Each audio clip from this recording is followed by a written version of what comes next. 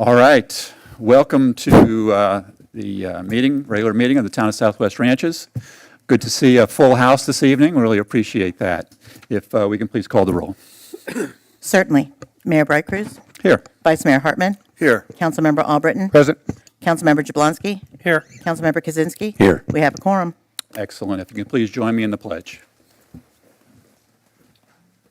I pledge allegiance to the flag of the United States of America and to the republic for which it stands, one nation, under God, indivisible, with liberty and justice for all. All right. We are going to have a brief presentation real quick before we get into our quasi-judicial. If you all could come up and...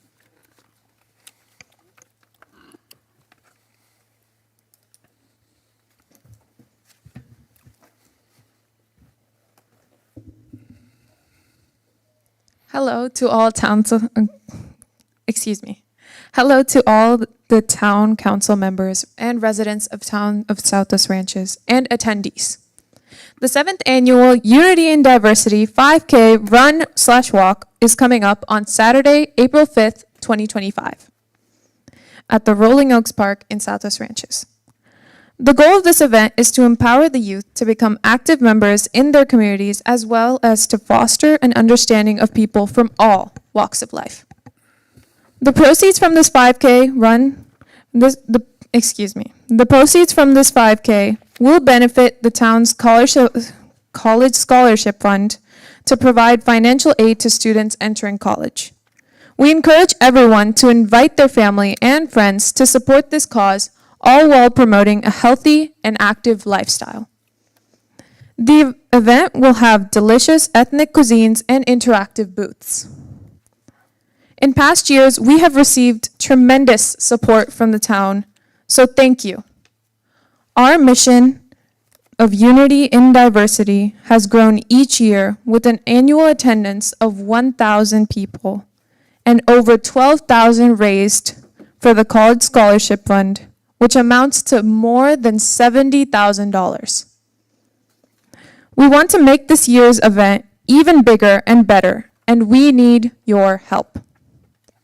Today, more than ever, it is important that we show that there is more that brings us together than tears us apart. And we want you to be a part of our mission. Registration is open and can be done through swr5k.primeevents.com. We currently have an early bird special going on until the 31st of January, so make sure to register now. Don't forget to join us on April 5th, and make sure to let your friends and family know to come for a fun-filled day. We hope to see you there. Thank you. Awesome. Thank you all. Appreciate it. Good job. And just thank you for all the work that you all put into this. It's for an awesome cause. As they mentioned, it's for the scholarship fund for the Town of Southwest Ranches, and that has helped so many of our students over the years. And they just keep putting more and more effort into it. It becomes better and better each year, bigger and bigger each year, and the benefits are fantastic. So thank you so much for that. Did we hear the date? I actually signed up, I took advantage of the early bird special today and signed up already, so I'm excited about it. What is the date? April. Thank you. April 5th. April 5th. April 5th. Awesome. Great. Thank you all. All right, so let's jump into the quasi-judicial item. Thank you, Mayor. We have one quasi-judicial item on the agenda today. If you remember, Florida courts require us to treat these items differently, where the town council acts as the judges to determine whether or not the applicant has proven by competent substantial evidence that it's met the criteria of the code in conformity with the town's charter. Any vote on a quasi-judicial item, land use as well, requires 5 affirmative votes of the town council. Because quasi-judicial is treated as a judicial proceeding with formal proceeding, we would ask that Deborah read into the record the item before you, swear in all the witnesses, then we'll turn it over to Jeff Kadams, who will introduce the staff report, and we can proceed. Excellent. Thank you. Am I reading the reading in the item, yeah. This is a resolution and final order of the Town Council of the Town of Southwest Ranches, Florida, approving site plan modification application number SP 8724 by Southwest Ranches 6670 LLC for accessory outdoor dining to the restaurant at 6670 Dykes Road, authorizing the mayor, town administrator, and town attorney to execute any and all documents necessary to effectuate the intent of this resolution and providing an effective date. Thank you. Thank you. Deborah, if you could please swear in anyone wishing to speak on this item. We require everyone, even members of the public, who wish to speak at the podium to be sworn in. Yes, sir. Can you please raise your right hands if you wish to speak on this item? Stand. Or stand up. Please stand. Stand and raise your right hand. Is anyone speaking on this item? Is the applicant here? Oh, thank you. Okay. Thank you. Do you swear or affirm to tell the truth, the whole truth, and nothing but the truth? Thank you.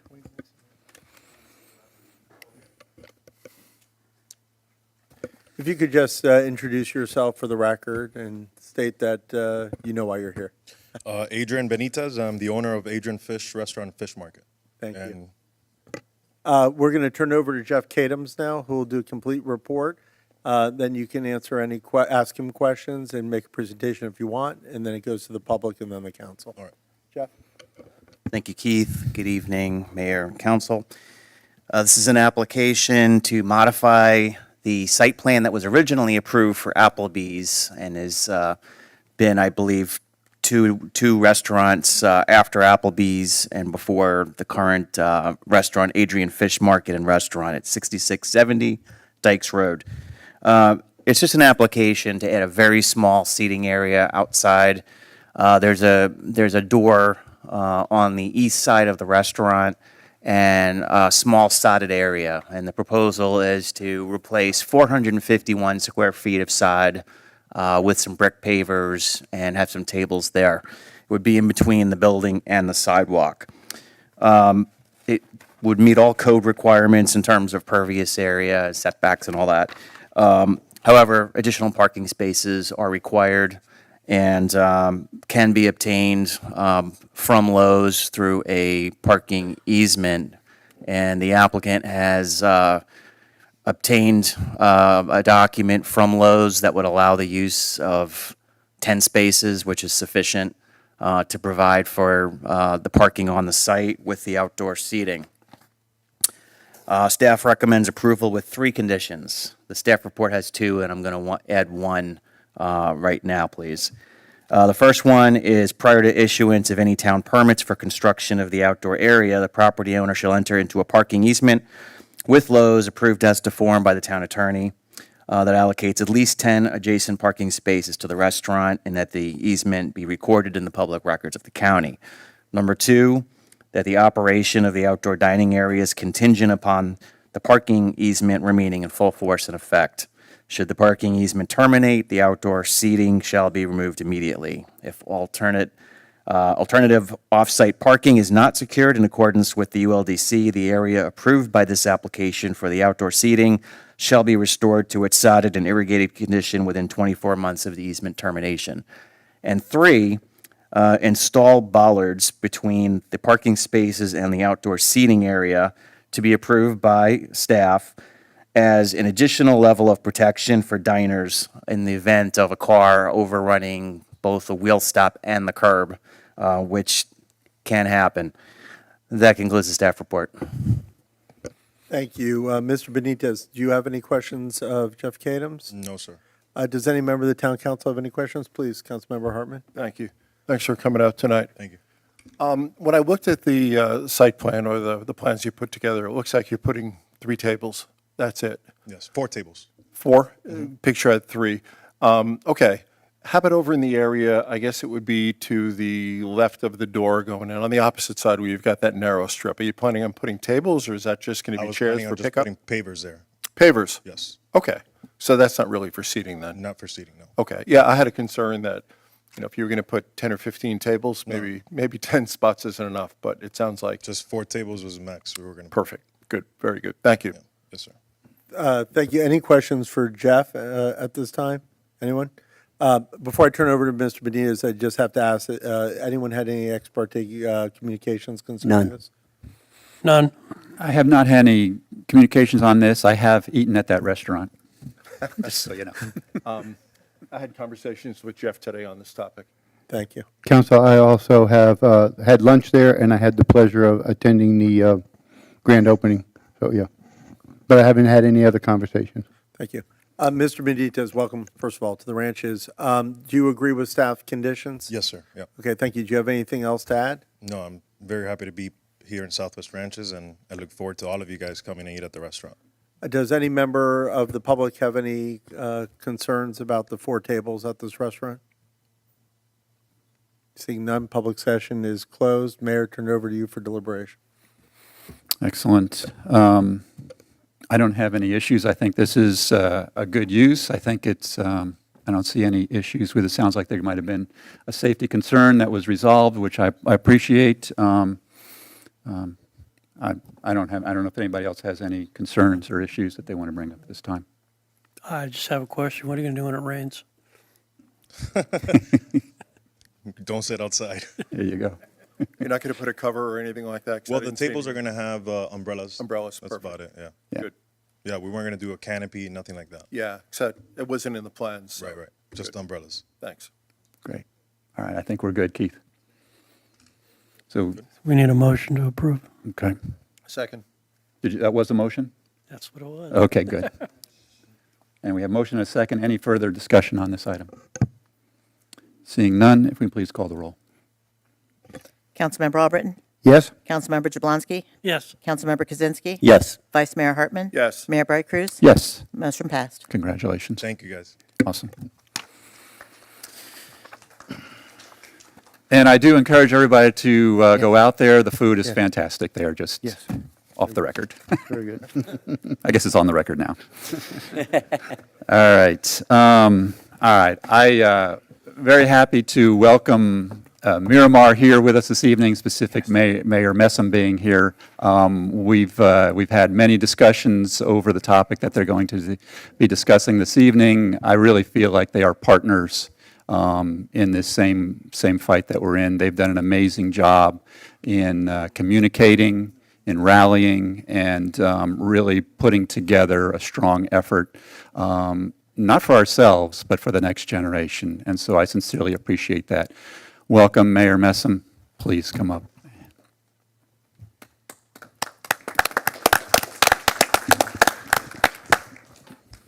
Thank you, Mayor, and thank you, council members, for the warm invitation to be able to address you here in your town hall.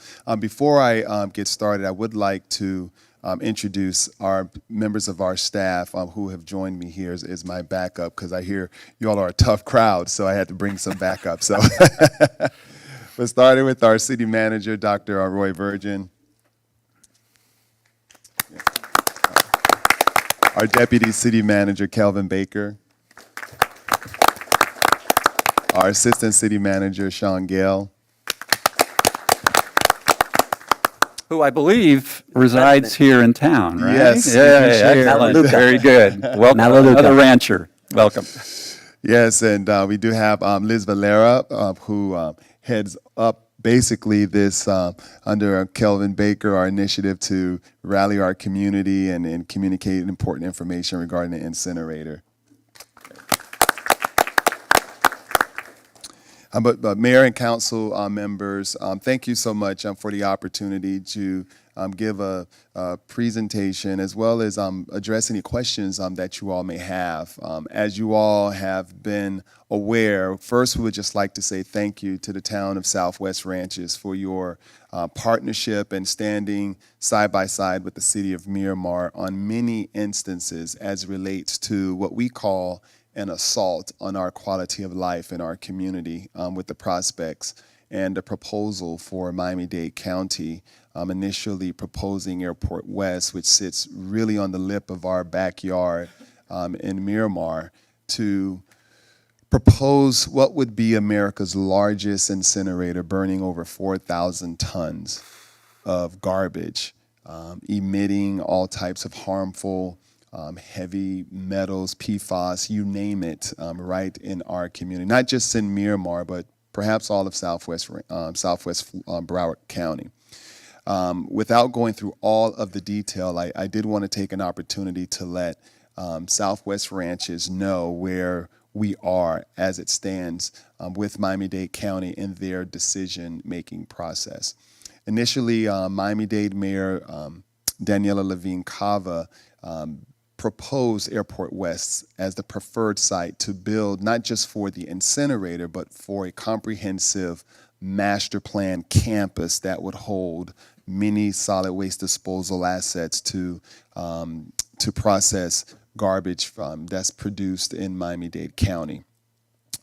Fast forward over time, due to our advocacy and our opposition and partnership with partners like Southwest Ranches, we were able to bring a lot of facts and information to the table to not only alter that recommendation, but have it to where it is right now, where due to many factors, including our advocacy, including the opposition of the major environmental groups, Southwest Ranches, other communities, and many of their residents, the mayor had reversed her recommendation and now has recommended to the Miami-Dade Board of County Commissioners to rebuild the incinerator back in Doral, primarily in her words, due to the fiscal impact and the cost, because it will cost more to move the incinerator from Doral to another site.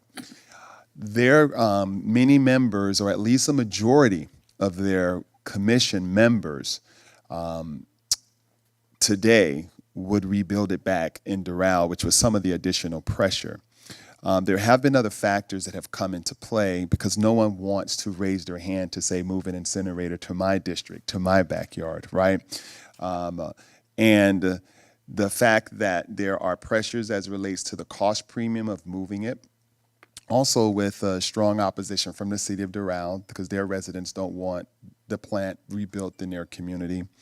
And they've also had some advocacy from the Trump organization, which has a property in Doral. They have a resort, a very beautiful golf course in Doral that has coexisted with the old incinerator.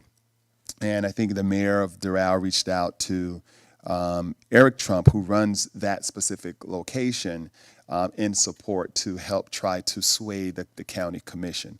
So you have all of these moving elements: cost to rebuild or to move it off site, political pressure not to build. So no one today can say what is going to happen other than the fact that as you deliberate on many issues here in Southwest Ranches, as a commission, you are a council, you understand the challenges it can be on controversial issues. So the county commission and their chair has set next Tuesday, January 29th, to be a community workshop where they will solely discuss the subject of solid waste, which they have not. It has always been a part of their general agenda, and it's always been pressured with the other matters of the county. And there are many varying views on where solid waste disposal should go in Miami-Dade County. So we have an opportunity, in which may be the public's final opportunity to voice concerns or objection about this incinerator. The vote will actually take place, I believe it's February 19th or 17th? The 19th, which would be their second meeting in February, where they will ultimately make a decision, or at least that is what's planned today, unless something else happens on next Tuesday when they discuss the prospects of moving forward. So we invite members of the council, residents of the town of Southwest Ranches to join the city of Miramar. We have charter buses that will be leaving from our regional park on Miramar Parkway and Anson Sports Complex located on Miramar Boulevard. It's early because we have to beat traffic to get downtown Miami, and buses will start boarding at 5:30 a.m. and we'll provide information for those who are interested. If you can visit our website at miramarfl.gov/ no burn. So the City of Miramar's website /no burn, and you can get all the information on to how to sign up to join in to be able to make our voices heard. So the other reason why we're here today, because we want, in terms of the City of Miramar, to just underscore our shared interest in this matter, because it's not just Airport West and Miami-Dade County solving their crisis, because when they lost their incinerator, they basically lost about half of the garbage disposal capacity that they controlled when they lost that incinerator. So they're literally in a crisis. But we also know that Broward County also will have to determine its fate as it relates to disposing garbage. And Broward County has very limited site options to solve this problem. There's a master plan that is currently taking place right now to explore all of these technologies and will make recommendations in terms of how Broward County will dispose of its waste. The closest threat to all of us, and even more immediately to Southwest Ranches, is Broward County's landfill down the street on Sheridan. That is a possible site for whatever solution it may be, all right? No decision has been made, but a recommendation, I'm sure, will be a waste-to-energy plant. Not saying that will be the recommendation, but that will be an option on the table for decision. As an option to handle our waste. I say that to bring this issue up. Regardless of what may happen on the 17th of February, we still have a broader issue. So the City of Miramar, we have taken a short-term, acute warfare type approach in terms of trying to stop Miami-Dade County, but we're also having a forward look as it relates to what may come in Broward County. The City of Miramar, we have really dug deep into our coffers to defend our city. But we're not just defending our city, we're defending all of our neighbors, including Southwest Ranches. So we thank you for your resolutions, we thank you for attending meetings, we thank you for your support. We have sent a support request from all of our neighbors with a recommendation, and it was a financial ask to perhaps help in consideration respectfully to assist the City of Miramar in our cost to mount the opposition that we have made.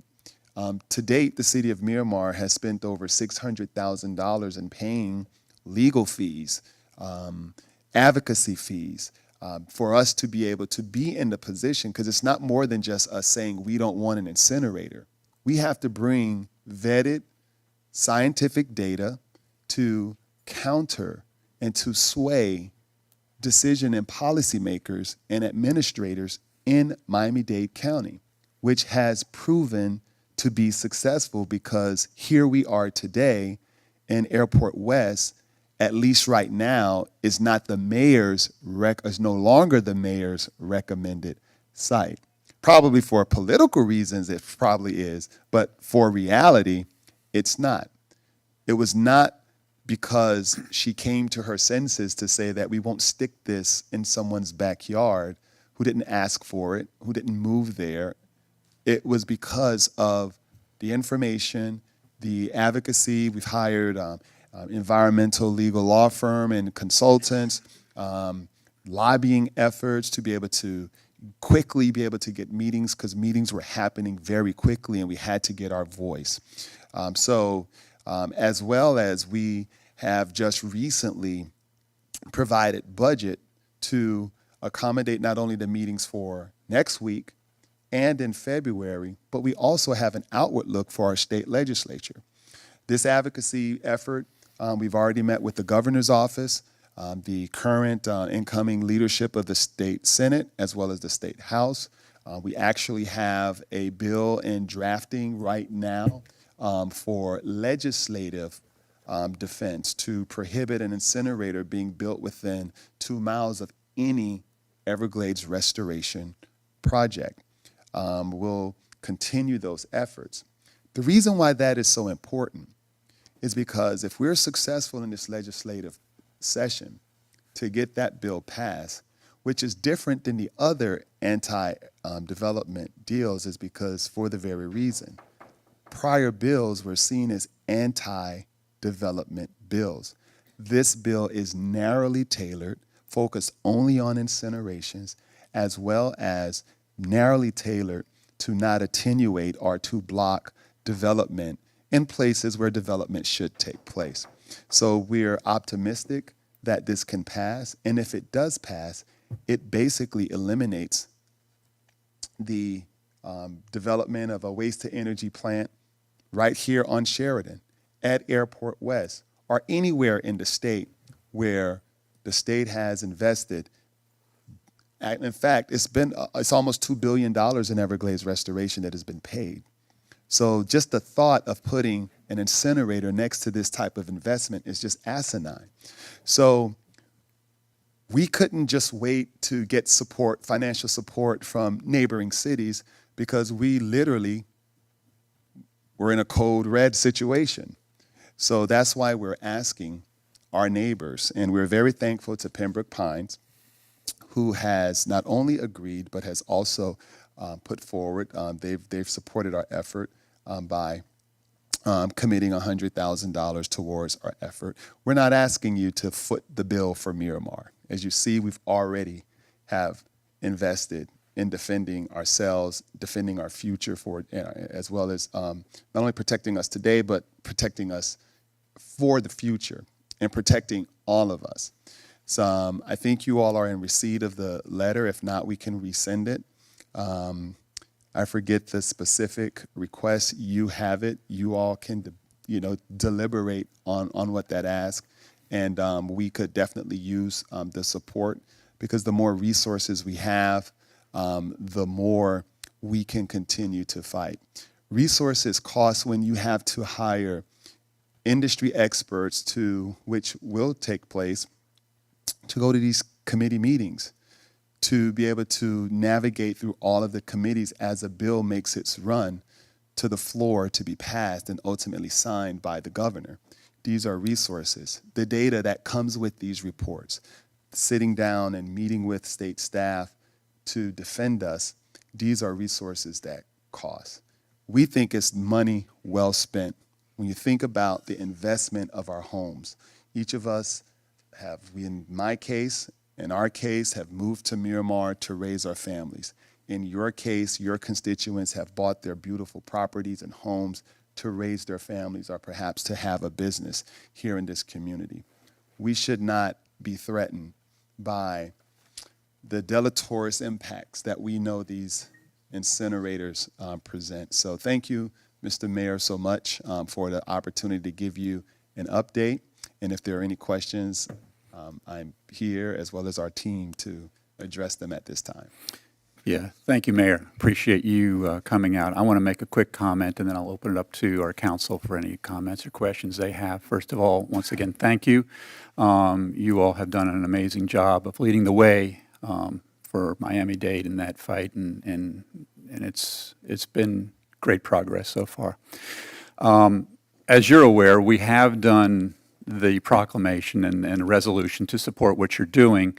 And we had, a while back, we had discussed potentially a financial contribution. And I think one of the things that I heard in that discussion that maybe you can help address and maybe help us understand a little bit more about is not the initial whatever we were to provide, but what that would lead to down the line, as far as if this effort got into a legal battle down the line, would we then be tied into it, or can we limit ourselves to a financial contribution and some sort of a legal document that, because we don't obviously have the deep pockets that some of our neighbors have. We're a smaller community, and so we're very concerned about that potential.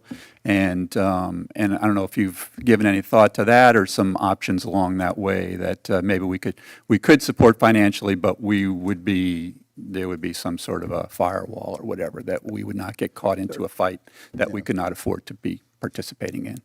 Well, obviously, in any matters as it relates to legal jeopardy, you have an amazing and very capable city attorney that can provide counsel as it relates to any concerns from that matter.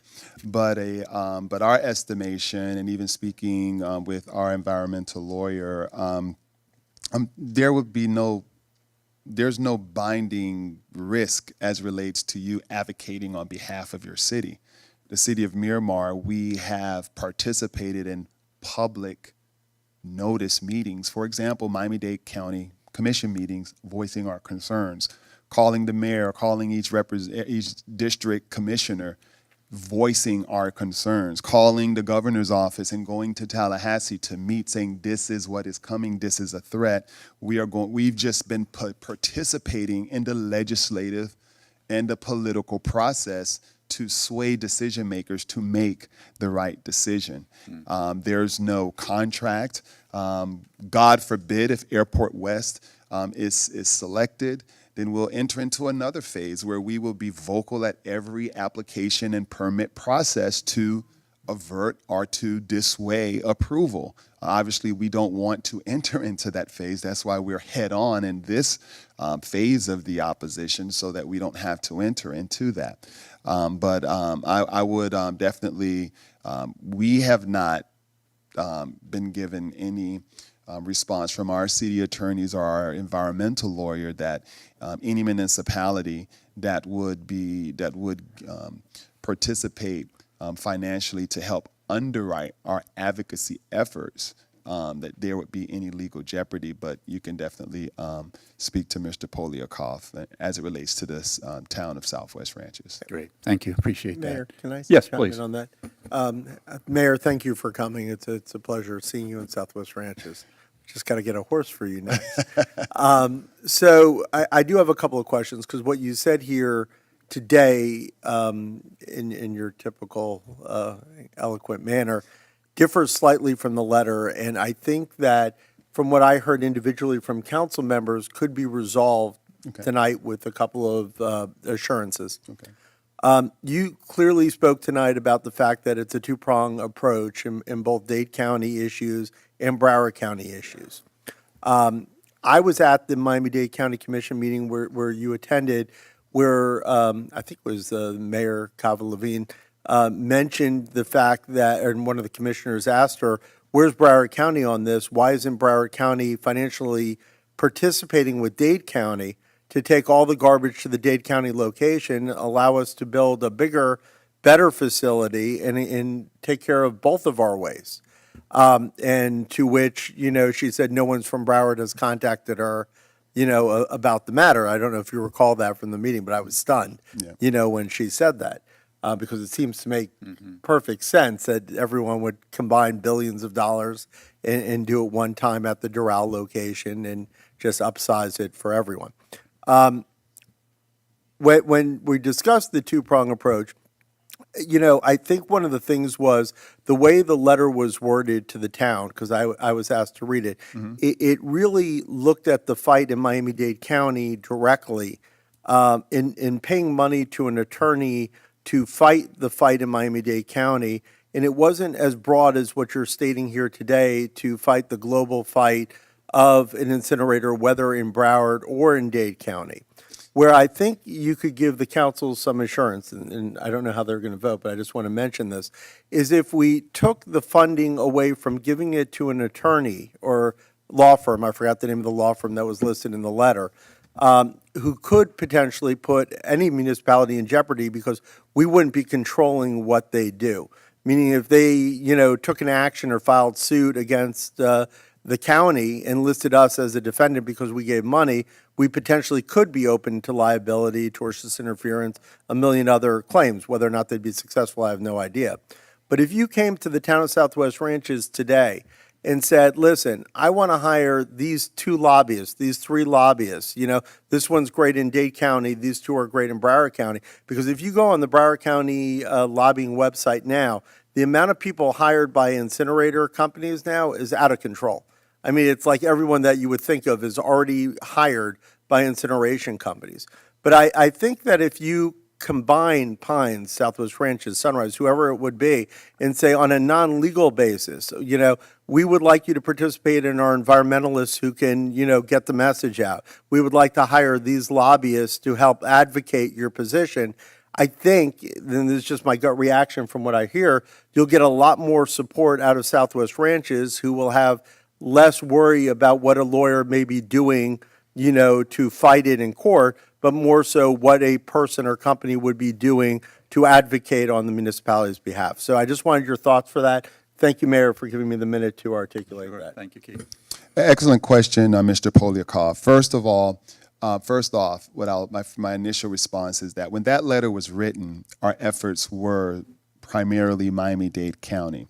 It was later after that, I believe after that letter was written, where we began to, I challenged our team to think of a path in the event the ultimate decision was made that we did not like, right? So it's prior planning prevents piss poor performance. So a forward outlook. You're working to stop it, but we know that this is a long period. Even though, let's say they pick Airport West today, it would take 8 years for it to be built, but there's things we could do legislatively. So the idea came to, let's look at this at the state level, because we know that, for example, when Governor DeSantis was elected, one of his first major actions was an environmental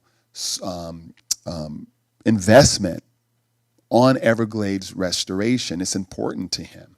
And we knew that he was not necessarily in tune to what was taking place and the prospects of an incinerator being built right on the edge of the Everglades. So that was the first thought, to see what could we do in this legislative session. Second, Michael Goldstein, who's our environmental attorney and consultant, is one of the nation's best. He's not a hired gun for the incinerator industry. In fact, he promotes other alternatives outside of incineration, so there's no conflict there. Our advocacy team have already been at work locally and at the state legislature. A contribution or support tonight financially by the town of Southwest Ranches, you can condition that. You can condition that as it relates to, okay, if you're going to support us with $30,000, you want to ensure that those $30,000 go towards lobbying efforts as it relates to Tallahassee or Miami-Dade County. We'll provide you with those invoices, those receipts, whatever accountability process that you would require. We can do that because there are many aspects to this defense. First of all, we're not in court.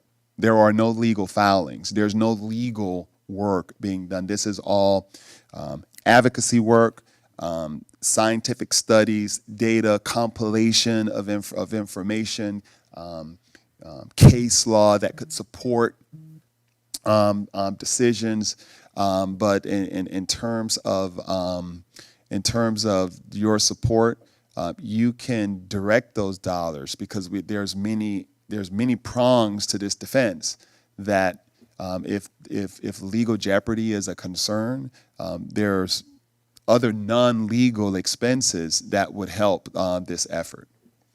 And I think that's important, and I don't think that we knew that was an option that was available, or we would have responded accordingly. In the last just point before I turn it over fully to council, is that obviously you're well aware that in Tallahassee, unfortunately, fortunately, whatever side of the table you're on, if you're in the minority party, meaning a Democrat, your bills and everything you promote, including lobbying firms, are not viewed the same way as if you're a Republican or Republican leadership. So we have learned over time that when you hire the lobbyists that are the Republican firms and your sponsors are the Republican sponsors, you get much more, And so I just want to mention this because I don't know who you all are using or anything else, and it's something that we can discuss, but absolutely you should strongly consider using the majority party, even if you have to grit your teeth to do it. Well, that's duly noted. And what I can say with our team at the city of Miramar, We've been very successful as it relates to working with the Florida legislature on both sides, the House and both chambers, the House and the Senate. I can't remember when, since we're talking partisan politics, when Democrats were was in leadership on either side. It's been a very long time. So our norm has been the culture, what has been Tallahassee, and we understand how that machine works. As noted, we've already met with the governor's office as recently as a month and a half ago, as well as leadership. At the time was the incoming leadership of the state Senate and the state House, who both are Republicans. And as I said before, the bills are in drafting. We beat the deadline by weeks, and we will have strong bill sponsors on that side of the aisle. That would be the bill sponsors moving forward. The only reason I mention it is because this bill sounds very important. Yes. And it sounds like one that our council will probably, unanimously support. In fact, as I mentioned, as it relates to the bill being very narrowly tailored, we did the proactive work to speak to leadership, to talk to them about the issue without the other sidearm issues demagoguing this very important topic, and ask for suggestions on how best to address this issue so it's not viewed from the right or the left, but just on the merits of the issue that is at hand. So that's the approach we've taken, and under the advisement of leadership, and we're optimistic that we'll be successful. Excellent. Rest of council, any comments, questions? Thank you for your efforts. Yeah, absolutely. And when you said you couldn't remember back when the other party was in leadership, it's when both of us were at Florida State, way back then, that far back. Knows. Awesome. All right, Mayor, thank you for coming out. Thank you all for coming out. We really feel like we're partners in this effort here. You've taken a leadership role, and I believe the ranches has taken a leadership role as well in many ways. So let us go back and we'll give this consideration. You've cleared up some issues that I know were concerns before, and I'm hopeful that we'll be able to have a positive outcome. Thank you all so Thank much. Thank you all for your support. Thank you. Mayor Bruckers, if I may, should we discuss this now or I would be happy to, yeah. on something like this? Thank you. Thanks for coming out. While they're here, in case any questions come up or anything. Yeah, I would be happy to. I would love to. Yeah, I'm kind of intrigued about the whole state legislature Yeah. part of it. As you know, I was not an advocate Yep. earlier, but looking at it from the point of view of having something done on the state level that would encompass the entire Everglades Yeah. corridor, I think is much more appealing, on something like that.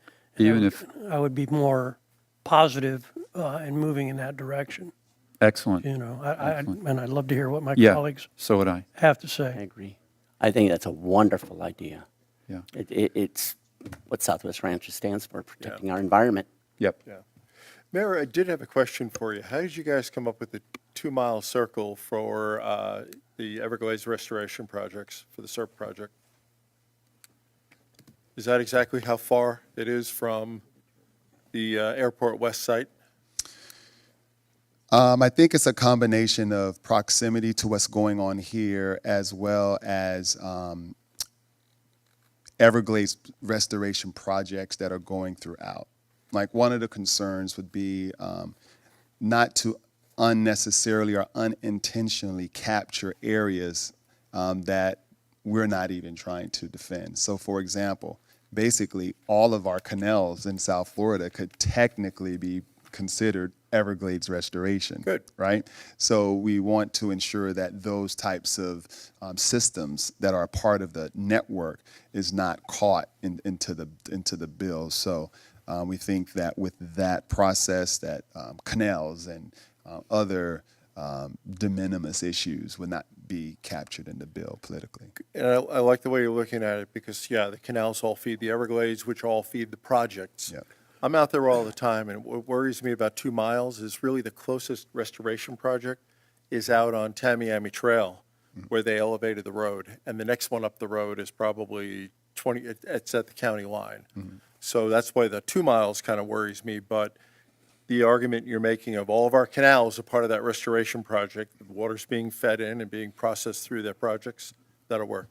Yeah, thank you. Good, thank you. Great, thank you, Bob. Yeah, Yeah, Bob, Jim. you know, those are the most current restorations. Restoration's been going on since the 50s. I actually sat in the back of a drag line with my dad in the late 50s when they were out there with the Corps of Engineers restoring the Everglades. So the restoration has been going on for a number of years. It's just, once they're done, they forget about them and then move on to something else. But you said there was a couple $1 billion. There's probably $100 billion spent over the past 50, 60 years or so for the Everglades restoration. And so it's not just, you know, right now what's happening. It's been what's taken place over a number of years, you know? Thanks, Jim. So given what we've heard this evening, do we have a consensus to move forward? I would love to see us be able to move forward. I'm in this favor of it. evening. Okay, Bob. Jim, are you okay? Yeah, Okay. Mayor, Yeah. if I may, allow me to make a motion here. Okay. We'll see if this flies. You know, that we approve a one-time commitment for up to $30,000 for legislative advocacy, not legal fees. Okay. Is there a second on that? Second. Does that work? Yeah. Okay. Okay. We have, I should ask the mayor, would that work for Miramar? I'm just thinking of the legal liability.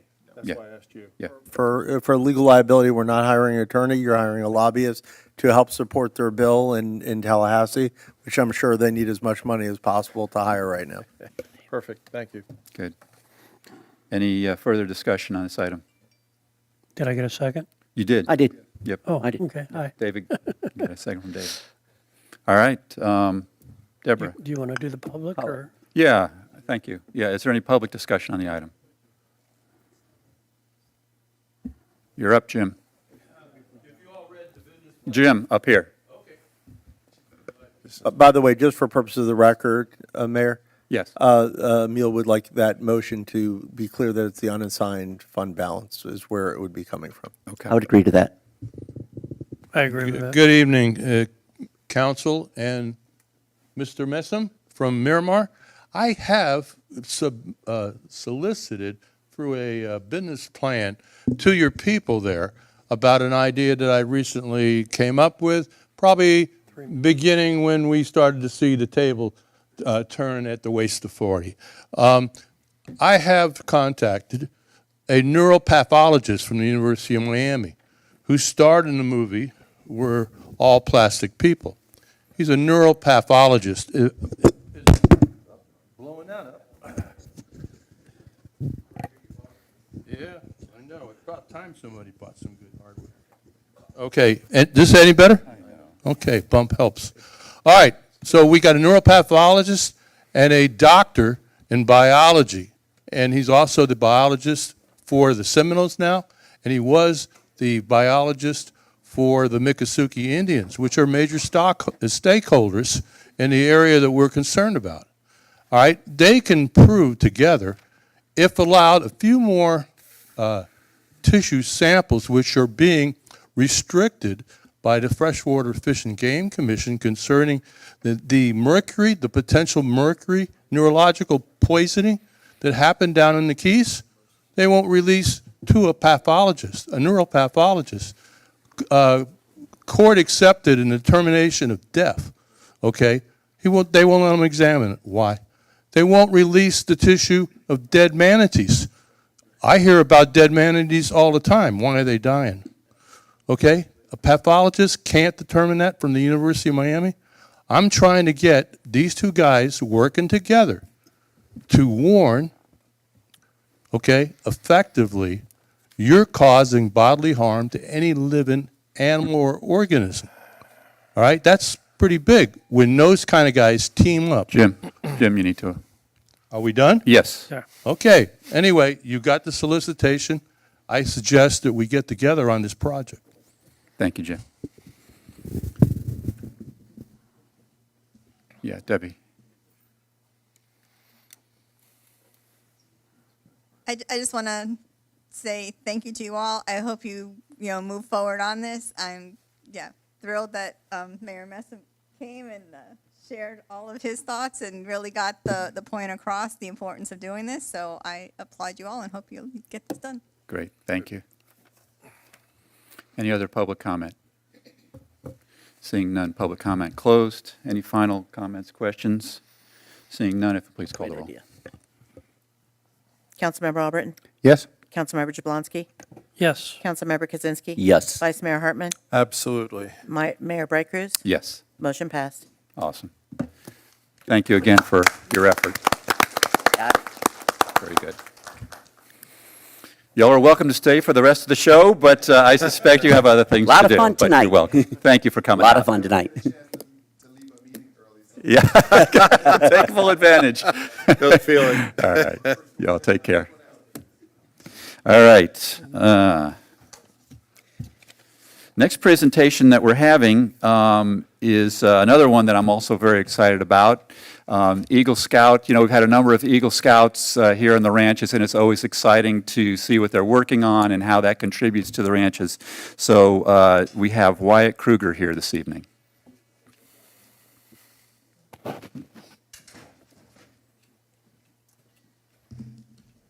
Thank you for having me here today. So I'm going to keep my presentation real quick. My name is Wyatt Kruger. I'm working on my Eagle Scout project here in Southwest Ranches at Rolling Oaks Park. My project is two bat boxes and in Rolling Oaks Park.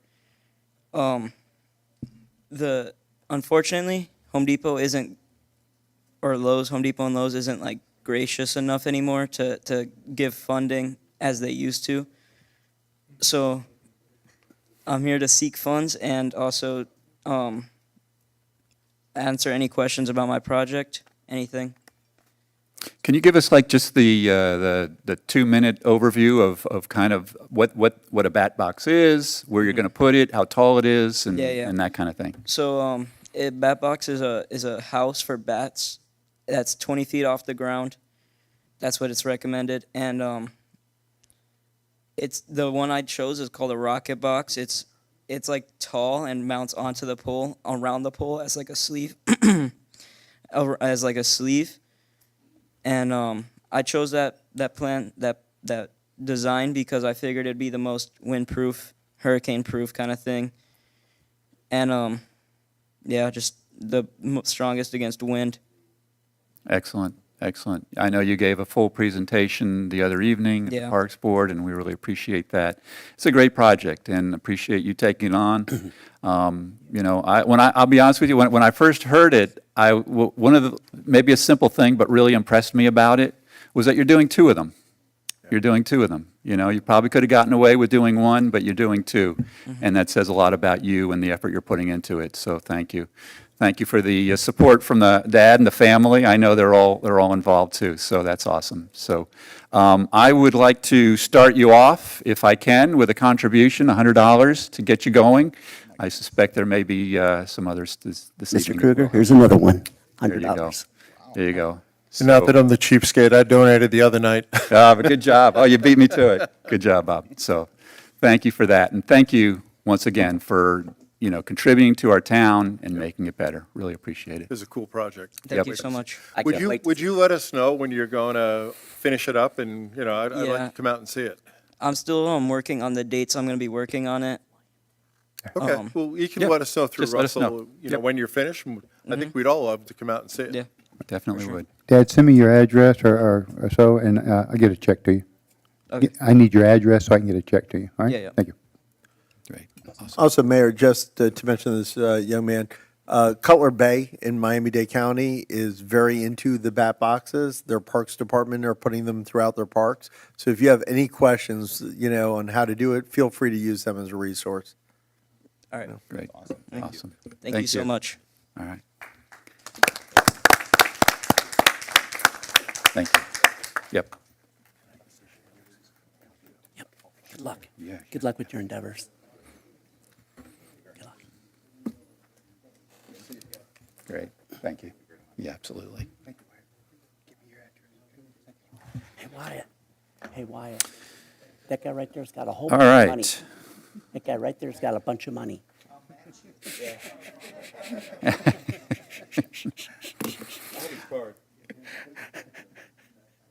All right. So we have one more presentation this evening that I'm excited about. I'm going to turn this over to the Vice Mayor to do an introduction on this one. Thank you, Mayor. So I've been the rep on the Metropolitan Planning Organization for, I guess it's over 4 years now. And, part of that organization is for us to try to attract funds for, widening projects like Griffin Road and maybe enhancing the Weston Road, Dykes Road, Griffin Road intersection. So that's the usual part of that job. But also, I'm kind of we're oversight as well, and we're always looking out for our own communities. And about every 4 or 5 years or so, somebody brings up railroad tracks on US 27. And when I heard railroad tracks, another project, I immediately, the antennas went up, and I listened and I asked questions. And I thought, to educate everybody, because I won't be here forever, and the way some of these FDOT type projects go, they could be talking now for a project that'll be 20 years out. I understand they started talking about the turnpike in the 1930s. So, this is all part of the planning. So when the gentleman had made the presentation, I asked to come join us tonight. His name is Paul Flavian, and I believe you're an engineer with the MPO, correct? I'm in planning with the MPO. Planning, okay. Not an engineers. You're better than engineers, they know more. So anyway, let me hand it over so you can kind of run the community through what's going on. Yeah, well, I was really referring to Jeff, but okay. Anyway, go for it. Mr. Mayor, thank you. Mr. Vice Mayor, thank you. Members of the council. Again, my name is Paul Flavian with the Broward MPO. Again, just the presentation, just a little groundwork before I start. This presentation, as the Vice Mayor mentioned, I provided this. Can you do me a favor and just lift the mic up a little bit? Yeah, I don't think can't it's hear really. you. Yeah, barely hear you. A little bit more. Can you hear me now? There we go, better. Thank you. All right, perfect. Okay, so this presentation that I'm about to give you, I gave to our. This presentation, Perfect. Can you hear? Okay. There we go. This better. presentation I'm about to give you, I gave to the MPO's executive committee in November. It was at the behest of our one of our board members, Mayor Beam Farrer of the Broward County Commission. Again, it's a history and current events on US 27, and specifically any sort of rail project that could be envisioned on that corridor. So with that, I'll begin my presentation. So again, this, as the Vice Mayor said, this has been around for a long time, right? I mean, all the way back to 2008, there was actually a legislative appropriation to do a study on US 27 to look at rail. They did a first little study, and then they actually did a bigger study in 2010, and it concluded in 2012. It was called a PACE study. Essentially, it's not a full-blown study where you would essentially move into design and construction, but it looked like at the feasibility of actually doing that project, right? And it was completed in 2012, like I said. And essentially, this project has been part of FDOT's strategic intermodal system unfunded needs plan for a long time. It's also been part of our MPO's long-range transportation plans. So it's been around for a long time. And the purpose of the study, right, is essentially South Florida is growing. The 3 counties down here, essentially Miami-Dade, Palm Beach, and Broward, about 6 million people, right? There's a lot of people, and there's a lot of needs and a lot of things that, a growing region needs, and a lot of that comes by freight, specifically trains and things like that. And essentially the purpose of the study is to try to connect Port Miami by rail to logistics centers around Lake Okeechobee and Palm Beach County. So essentially going through all the way up to Palm Beach and then out by FEC or CSX to the east and to the west. Essentially also to try to remove freight traffic from the congested east corridors. CSX, where Tri-Rail runs, also is congested. The FEC with Brightline, with Miami-Dade having a northeast corridor project.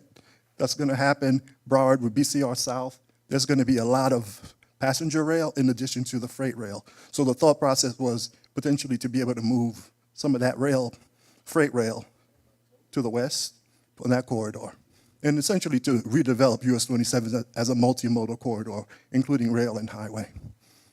So again, that's the study area. What you see in the purple all the way to the south is where it would start. It's essentially right around where the Turnpike extension turns south into Miami. And right around the Medley area, there's some FEC tracks there. It would connect there. It would go, I guess, west, and then turn up on US 27 through Broward, and then go all the way to that area you see there, I guess in the brown, on the southeast corner of Lake Okeechobee. Because, again, on that east side, there's a connection to be made. There's a small rail around there that belongs to US Sugar. It would connect to that. It would attach to FEC and then go back east. But it could also connect to the west, because CSX has some tracks on the left side of there where you see the red. So there's multiple connections could be made. Study alternatives, there were two. It was just a highway only. We could just essentially expand US 27, right? Or the multimodal, which is the highway and the rail component. These are the cost estimates that they derived. Essentially $763 million. And again, this is in 2012, right? So 12 years ago. So I'm sure these costs have gone up astronomically. And you also had the multimodal alternatives, which was $1.2 billion at the time. So again, 2012 numbers. Now it's 2024. You know, you do the math. It could be quite a bit of money. Again, what they were looking at is 75 miles of track, 10 rail bridges, 382 mainline miles of roadway widening. So it's a lot of work to be done, looking at the study. So the benefits they came up with for the project were these: attracting new businesses and creating jobs, reducing train traffic and occurrences of train crossings on the East Coast rail corridors, essentially allowing the passenger rail to have more of that capacity on the east side. Have that. Redundancy, again, for the for the east side, north-south rail corridors. Essentially, if something happens on the east side, some sort of accident, catastrophe, things could be diverted to the west. And again, some of the other benefits are there. I won't, go through them. Again, the costs, initial investment capital. Again, you saw how much it was, $1.2 billion in 2012. This probably would be double now. The ongoing operations and maintenance now. You would actually need an operator, someone to operate and maintain it, and they didn't determine who that would be. Essentially, DOT would just put the capital in, but someone would actually have to come in and operate it. And I think the cost that they had for the operation and maintenance on a yearly basis was like $5-point-something million. And also any environmental mitigation costs that were associated with the project. They did stakeholder coordination with all these agencies. And again, the general consensus from the stakeholders was that the project would benefit transportation and freight movement in South Florida. And again, the conclusion was that adding rail to US 27 is feasible, but again, there would be further study needed. And they estimated, again, at the time, that 15 to 22 trains per day could be diverted to that corridor, and approximately 50 to 75% of existing rail service on the East Coast could move there. And again, further study was needed. Again, this was a study to look at if it was feasible to do. When you actually are going to do a project, you have to do what's called a PD&E, which is a project development environmental, where you really drill down into, looking at all the environmental impacts, right away, all those things, outreach to communities, all of those things. And again, this study was not that. It was just to look at if it was feasible in draft costs that it could potentially take to actually do it. And I do have to tell you, the SEFTEC, which is the Southeast Florida Transportation Council, that's a body that does regional planning, essentially. It has a board member from Broward, Miami-Dade, and Palm Beach. Mayor Beamfer is the chair of that committee. They made a resolution asking FDOT to actually fund a new study. Essentially, you have to refresh that 2012 because, again, things have changed, conditions are different, and all the three MPOs, Broward, Miami-Dade, and Palm Beach, we've all sort of put this in our long-range plans, and currently we are coordinating with FDOT to try to, for them to actually fund that study. Again, it's just a study to look, again, at the feasibility of actually doing this. So that study, if they fund it, would be coming to the MPO where the vice mayor sits, and it would be vetted thoroughly, obviously, and anything that is objectionable to communities, those things would obviously not be part of the study, or the study could be, rejected outright. So just wanted to be sure that I stated that. And that's all I have for you, and any questions that you may have, I'm ready for. Great. Any questions from council? When is it going to be finished? That's it. That's my question. Got it. The study has not even been funded yet, so. Yeah, I was. Okay.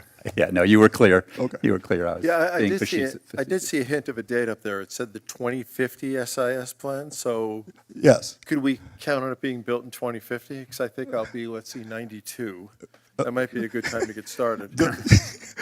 Mr. Vice Mayor, transportation projects are so, they take almost 25 to 30 years to actually go from concept to actual construction. So, yeah, it takes a while. When I asked the question at the MPO meeting, the executive director, Greg Stewart, said, by the time this is built, the trains may be levitating. Yeah. So I'm all right with that. And I'll be retired, so. Yeah, there we go. Thank you. Thanks for coming out tonight. I really appreciate you taking the time. You're very welcome, and anytime you need me. Thanks. I'm here. Oh, by the way, I wanted to thank Catherine for putting me after the Boy Scouts, because that's a hard act to follow, so. Awesome. All right. Thank you. Appreciate it.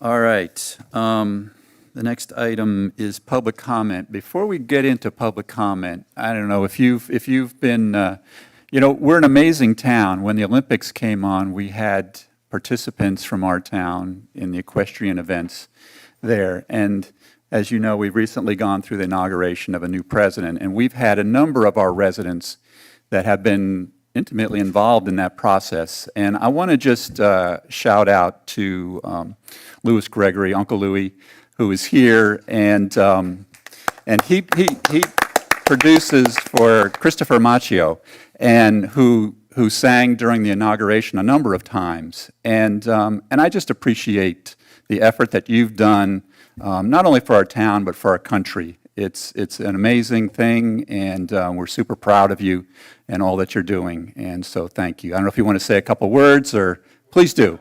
Come up and just say a couple words. Come out there and say hi.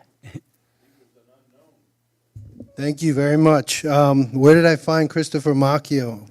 We found each other on Long Island when we were 6 years old. Wow. We grew up together, and what a great opportunity it was. And I got to talk a lot about Southwest Ranches. I got to share our Unity and Diversity 5K with members of the religious community in the National Cathedral the morning following the inauguration.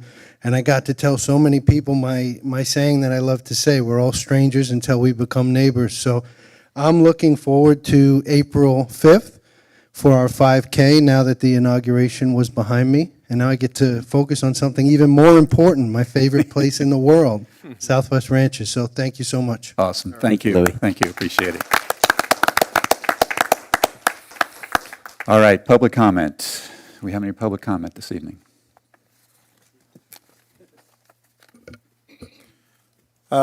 Mayor, the Sikh youth, but I think they already did, yes. Yeah. So I got to renumber these. Ralph Bellman first, Tim Sullivan second. Ralph?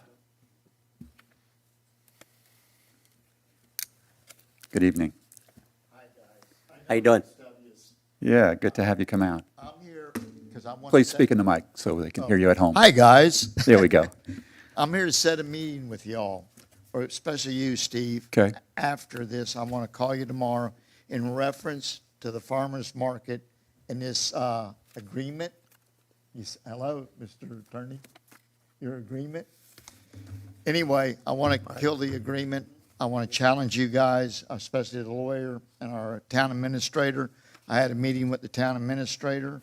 When I had that meeting with the town administrator, he kind of liked me. We went from a lease agreement into a use agreement, which changed it. The use agreement that's written up here is really in the favor of an LLC company. They're making money off our land, and we are not making any money. I don't have to be a certified public accountant to figure that out. The idea of that property is for us, all of us. I'm challenging them, and I'm going to say something to you, Mr. Honorable Mayor. When I met with him, when I met with Russ, I asked him an important question, very simple. He kind of got me through all of this. I asked him, when I was looking at all this, does this person that's the LLC know somebody here? How did they waltz in and give us a piece of pie, and they took all the pie and we got the crust? And if you look at the numbers and everything in this agreement, I want to challenge it. And I want to challenge it with you outside this room, with our other members, all of you. Because here's why. Tonight I had a whole nother speech. So those two girls got up, and that young man sitting there got up, and you handed him $100. What's being made out there by an LLC, we could support all these kids as a nonprofit. Wow. And we could support all these kids with the money that that company is making. That's all I want to talk about with you. Nothing else. I'm not mad, not angry, but I want to help the kids now. It took a whole new picture when I got here. All right. And I think you do too, and I saw you hand the checks. So what would be better, giving it to an LLC, support an LLC in this deal, or support all these kids that are in our town? Is there anything wrong with that? Nothing wrong with Y'all that. look like you like them kids. I do. I love kids. So we're going to I'm going to call you tomorrow. I just want everybody to know what I wanted to talk about with you. Absolutely. Absolutely would love to sit down and talk to you about it. Please contact Russell, and he'll coordinate a meeting for us, okay? All right, thanks. Thank you. Honorable Mayor. Thank you. Appreciate it. And something happened to my daughter. She's on her way up here by that LLC. Thanks, Ralph. Tim Sullivan, followed by Arturo.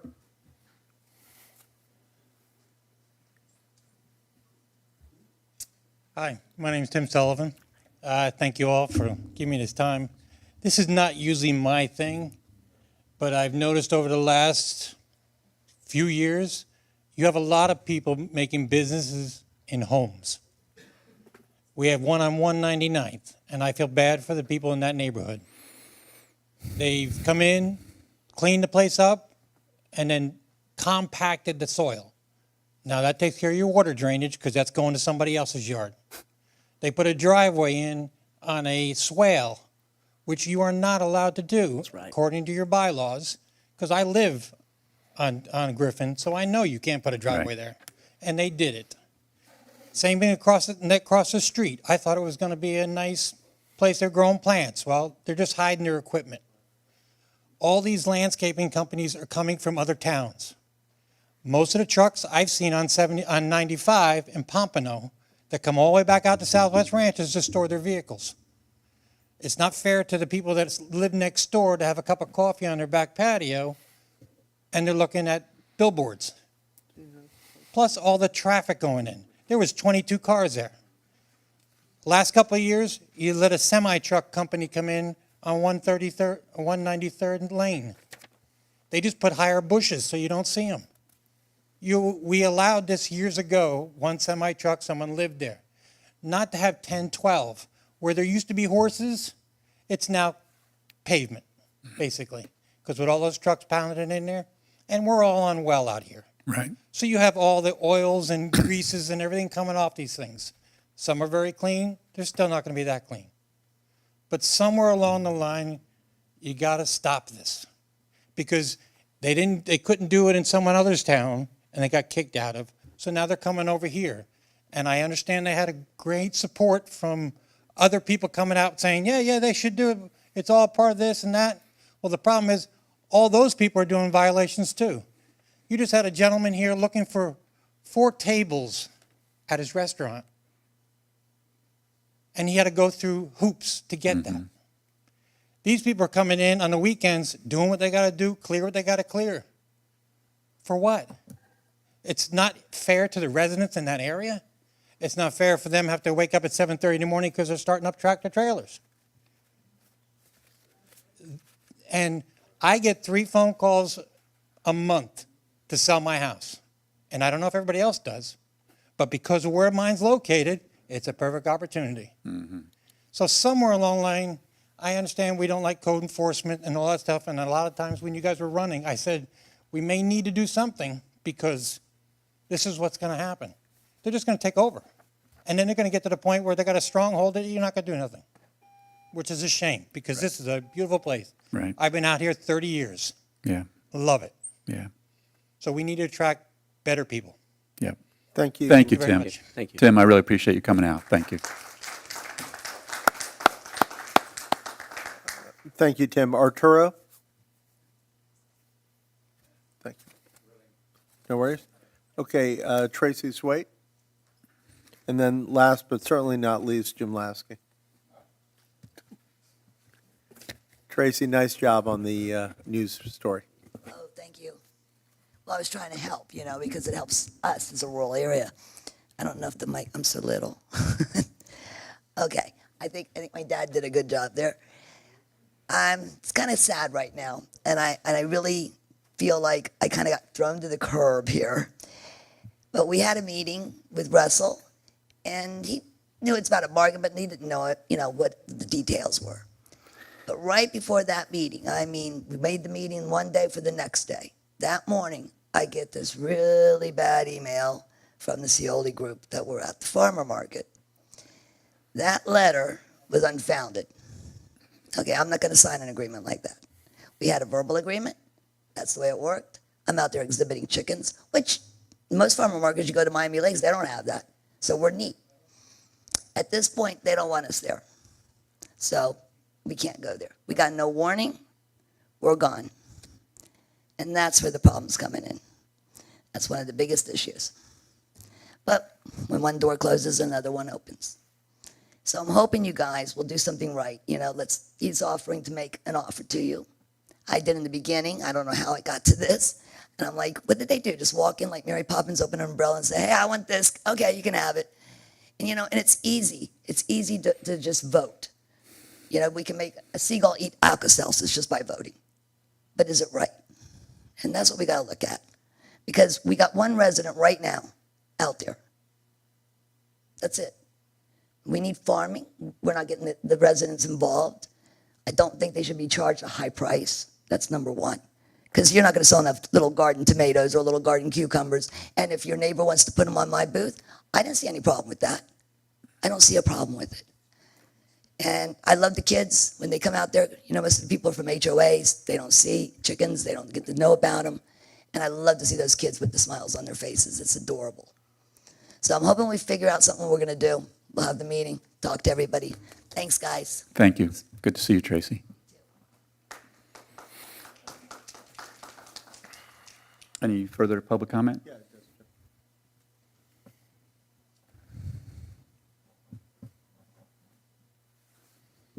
Good evening, Jim Lasky, Southwest Ranches, Florida. I hope you all got a chance to read my solicitation for your backing of my plan to be able to tie the experts, which I was trying to explain to Miramar there. I gave them a copy of my my solicitation that I gave you. I think it makes perfect sense. We're going to warn these people without a lot of hollering and hooting and everything about it's bad, it's bad, it's bad, but we can't really put our finger on it. We have a neuropathologist. They can legally determine the cause of death, and they can determine a lot of other causes less than that. So if you legally put them on notice, and they can't respond to you with intelligent answers about how they're going to control their own emissions.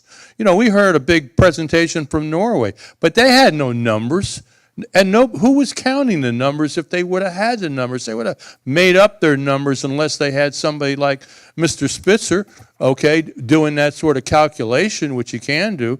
But on a quantitative basis, he wasn't doing that at Montagne. He was just saying, we got this, we got this, we got this, we got this. It's consistent with the verbal plan was, or the obligation, but there was no definitive calculation about how much mercury and sulfur dioxide was going through the filtering system, because everybody knows that after a certain point with a filter, it starts to lose its ability to be able to filter.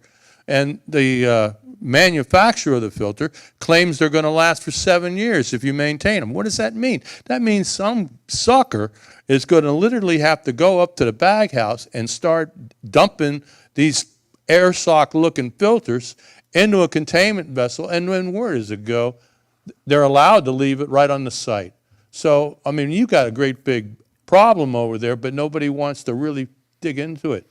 But we got people that can do it and trained to do it, and came up with an absolute reason why no living thing should be subjected to that kind of talk. And I want to bring up one other point. The state is somehow complicit in all this. They're not releasing samples of the fish that were showing signs of neurotoxicity in the Keys. No fish survives very long in the wild, especially an apex predator, okay, that doesn't know which way is up and which way is down, sawfish included. All that's being locked up in a little freezer somewhere along with the manatees. And so it's a sign of great frustration, and that's why we're going to have to get to the governor's office, which I feel we can do if enough people with weight get involved in this situation, like the Indians that I alluded to also in there. Great. We got to get the okay for these guys to be able to play ball. Right now, you know, they make presentations and that sort of thing, but it's not really officially sanctioned by the institution they're employed by. Gotcha. Great. So that's the reason. Thank you, Jim. Thank you. All right. Is that the end of public comment? Okay. So public comment is closed. Thank you. All right. Board reports. Any board reports this evening? Yeah. Evening, Harold. Good evening. Harold Gubnitsky, Chair of the Advisory, Zero Waste Advisory Board. Just quick update. We had January 7th, we had our first meeting of the year. We had our elections, so the board was unanimously reelected. The one difference, Mr. Conrad is now going to be the vice chair, and but everyone else rose. Debbie, of course, myself, Alyssa, we're all going to be continuing on. In addition to that, quickly, we are working with the procurement and working close with Dan and the procurement team on a consultant advisory so that we can align with what we're doing overall with the county and with our overall mission in terms of education and awareness for zero waste. So we'll be hoping to be able to report on that in the coming months. And then lastly, in terms of awareness, we do have this coming month in the newsletter, you'll start to see a blurb in terms of some of the activities of the Zero Waste Advisory Board and updates for, again, just part of the awareness and more to come along those lines so people can be educated. And so open to any other ideas. Thanks for your support, and good evening. Great. Thank you, Harold. Mayor, All if I right. could, Mayor? Yes. If I could speak on that just a second. Harold, there's several communities in Broward County that Emily knew that have started some type of programs, consultants and so forth. I was able to reach out to 3 or 4 of those at the Broward League of Cities. There was a small turnout, and I believe you got that information of who those people were. You can contact them. They said contact them anytime they'd be helpful to show what they did, the steps they used to get started for the consultants and stuff. So, you know, if you need any more, I'll try and contact some of the others, but it was a small turnout. 3 of them were there, so. We appreciate that. Yeah, and that's all under line of sharing best practices, so we're not reinventing the wheel. So Right. thank you. Great. Thank you, Jim. Any other board reports?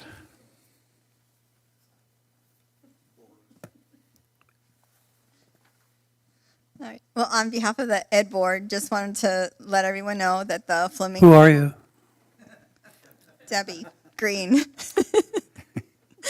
The flamingos will be making their way out in the next couple of weeks, so don't be alarmed. Don't be alarmed if you wake up in the morning and you see them, or you maybe hear a little something, in the evening. It's they're friendly little flamingos, and it's all to raise funds for the scholarship fund. And then on behalf of so if I can start my 5 minutes again. On behalf of the Zero Waste Broward Task Force, I just wanted to start off with sharing that Isabel Farah, she's one of our newest members to the Broward Task Force leadership group, and it's really exciting to have some of our, younger generation to step up and get involved with this. And she arranged for a tour of the WM facility out here off of US 27. So the group of us went, and I have to tell you, it was really exciting to go there and to actually see, because there's so many questions that people always wonder, is it really being recycled? And to actually go there and tour that and to see it really is being recycled. Yes. Like once it goes through all the different machinations, whether some of it's physical, with actual people going through, and then the technology that does it, by the time it ends up in the bins and these bales, you end up with the plastic jugs. It's clean, and you end up with a thing of aluminum, the big old bale of aluminum, and you have the cartons, the milk cartons, or the paper. So I was just going to go through quickly some of the things that we learned as far as, people always ask, as far as the plastics, plastic 1, plastic 2, all these numbers. So one of the most important things we learned is, you have those recycle arrows on things. That doesn't mean it's recyclable. Usually inside of those arrows is a number. So the plastics number 1, 2, and 5 are recyclable. So the ones are really, they call them the narrow necks, which are more like the Coke drinking bottle, things that beverages come in and that kind of thing. Number 2s are more of the big water gallon bottles, milk cartons, that kind of thing. Number 2 is also some of laundry detergents and shampoos, hand soaps. All of those are recyclable. The only thing is if it has a pump on top, you should take the pump and throw that in the trash because it usually has some kind of metal or something in there. But other than that, you rinse it out and you put it in recycle. There's been conversation about the yogurt containers and butter containers. Those also are number 2. They're recyclable. Just rinse them out, put them in the recycle.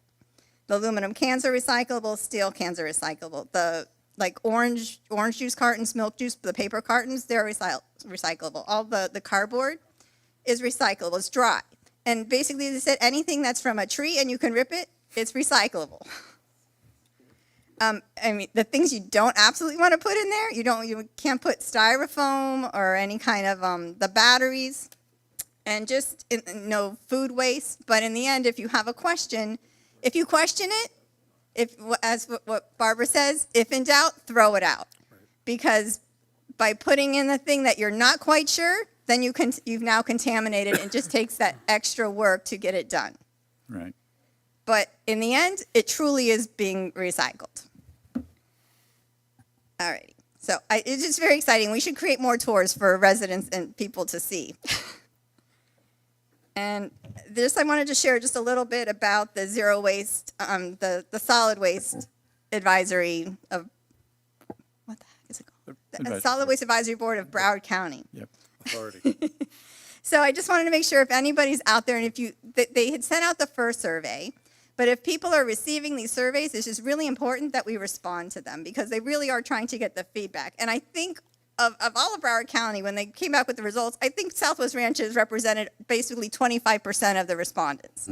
So it's just really important to let them know as they start coming out. Just to say, the next couple of months are very critical. They're planning for several workshops for the executive committee to be educated and vet out different solid waste disposal processes that could be included in the 40-year master plan being drafted. And the mayor has been a driving force at the executive committee meetings, and we urge everyone to listen to the progress made to move more in the direction of not adding any additional incineration or waste to energy included in the master plan. And you can hear all of those recordings on the Broward League of Cities website.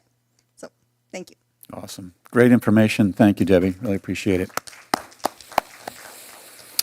All right. Yes. Wow. Of course. Of course. The meeting wouldn't be complete, The man, George. the myth, the legend.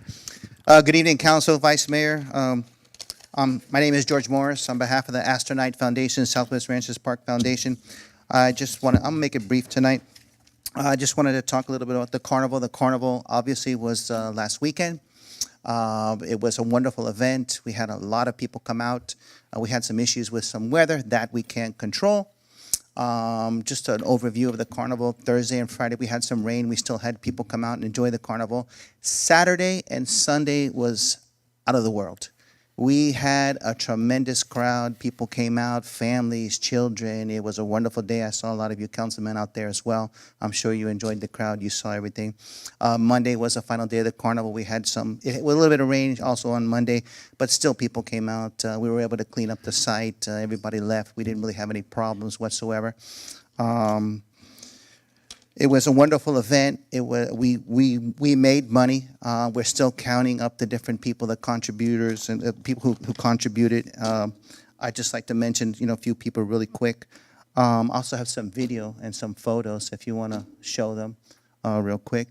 But I would like to thank Bergeron family companies, etc. They gave us a very nice contribution, and I would like to say that the donations for what was given to us is not only for the carnival, but was also for the South Florida Chili Fest, which is coming up soon. So I'll mention that in a second.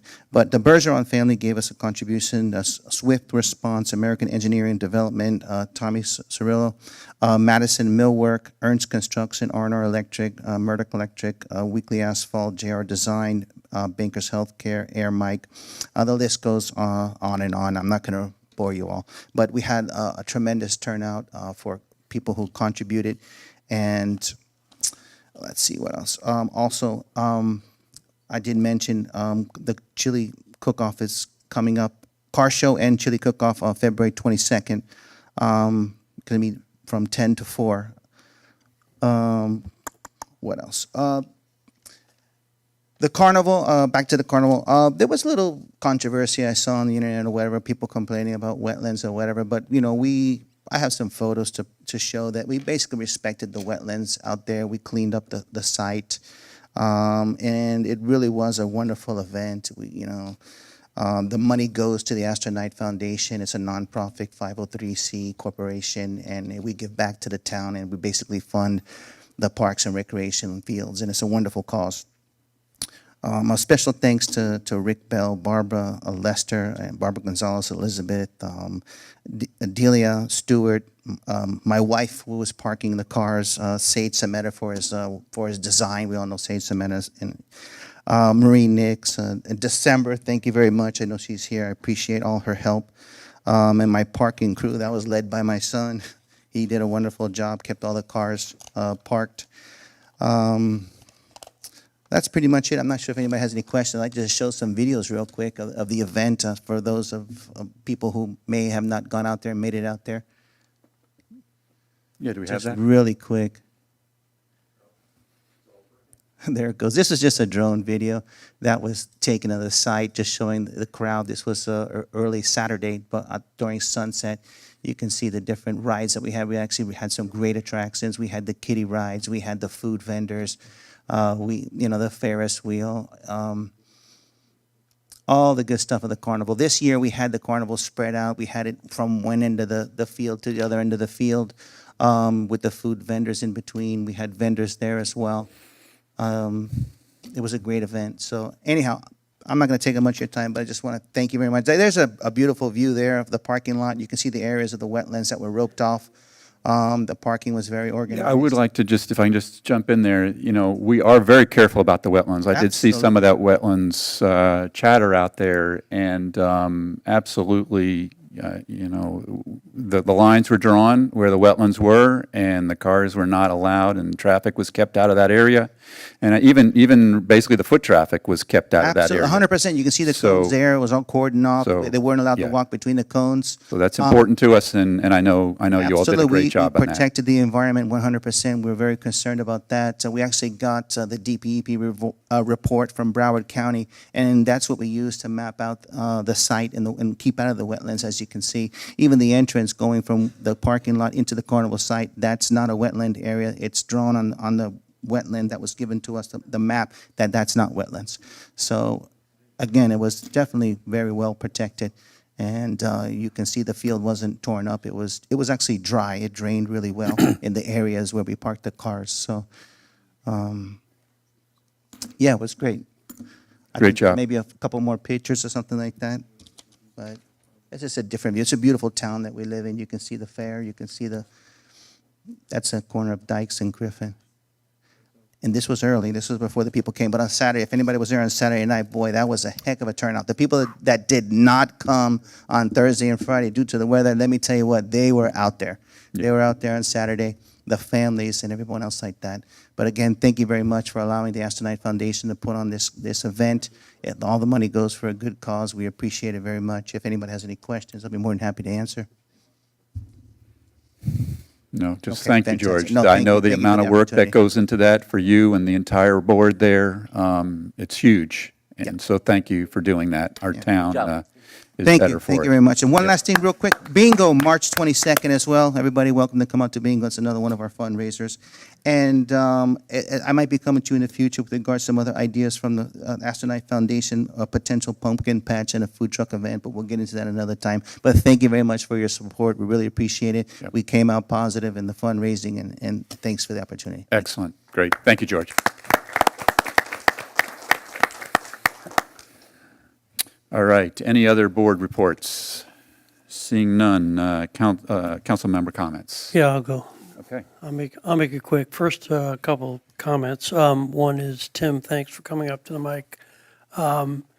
We, as a council, need to take a hard look at what he was talking about because it's prevalent throughout our entire town. It is. And Rolling Oaks is where I live, is being inundated, however you want to phrase it, with LLCs that are converting homes into businesses and heavy equipment and dangerous equipment. Yeah. Generators, fuel trucks, stuff like that. And they're taking advantage of our way of lifestyle that we don't really enforce code. It's a real threat. It's Yeah. a real threat. And I think we need to have a conversation about that, not tonight, obviously, but in the future, near future. Good. I don't know how the rest of you feel, but I'd like to plant that seed, at this point. I 100% agree.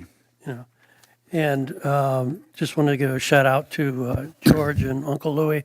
They both did a great job representing our town, one up in DC and the other one locally. And, we can't ask for better volunteers and citizens and people to make things work around here. I mean, it's a yeoman's job because you're doing 10 things at once. And, I saw the videos from Lewis and they're first class. It's impressive. I am very impressive. And obviously what George does is just unbelievable. And George, did you say that there was bingo coming up?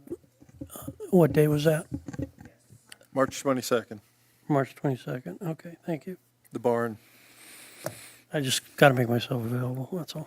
Yeah. So, not a problem. But the other things, just to go over a few other, but those are the two things I wanted to talk about just briefly. Also, we have some events coming up. First off, thank everybody for coming and hanging in there. I know it's been a long day and it's about to get a long night, so we have a few things to discuss. So I'll be brief here. Water Matters is coming up at Treetops Park on the 8th of March.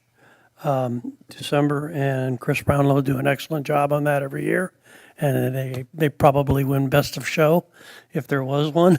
So they get the blue ribbon every time.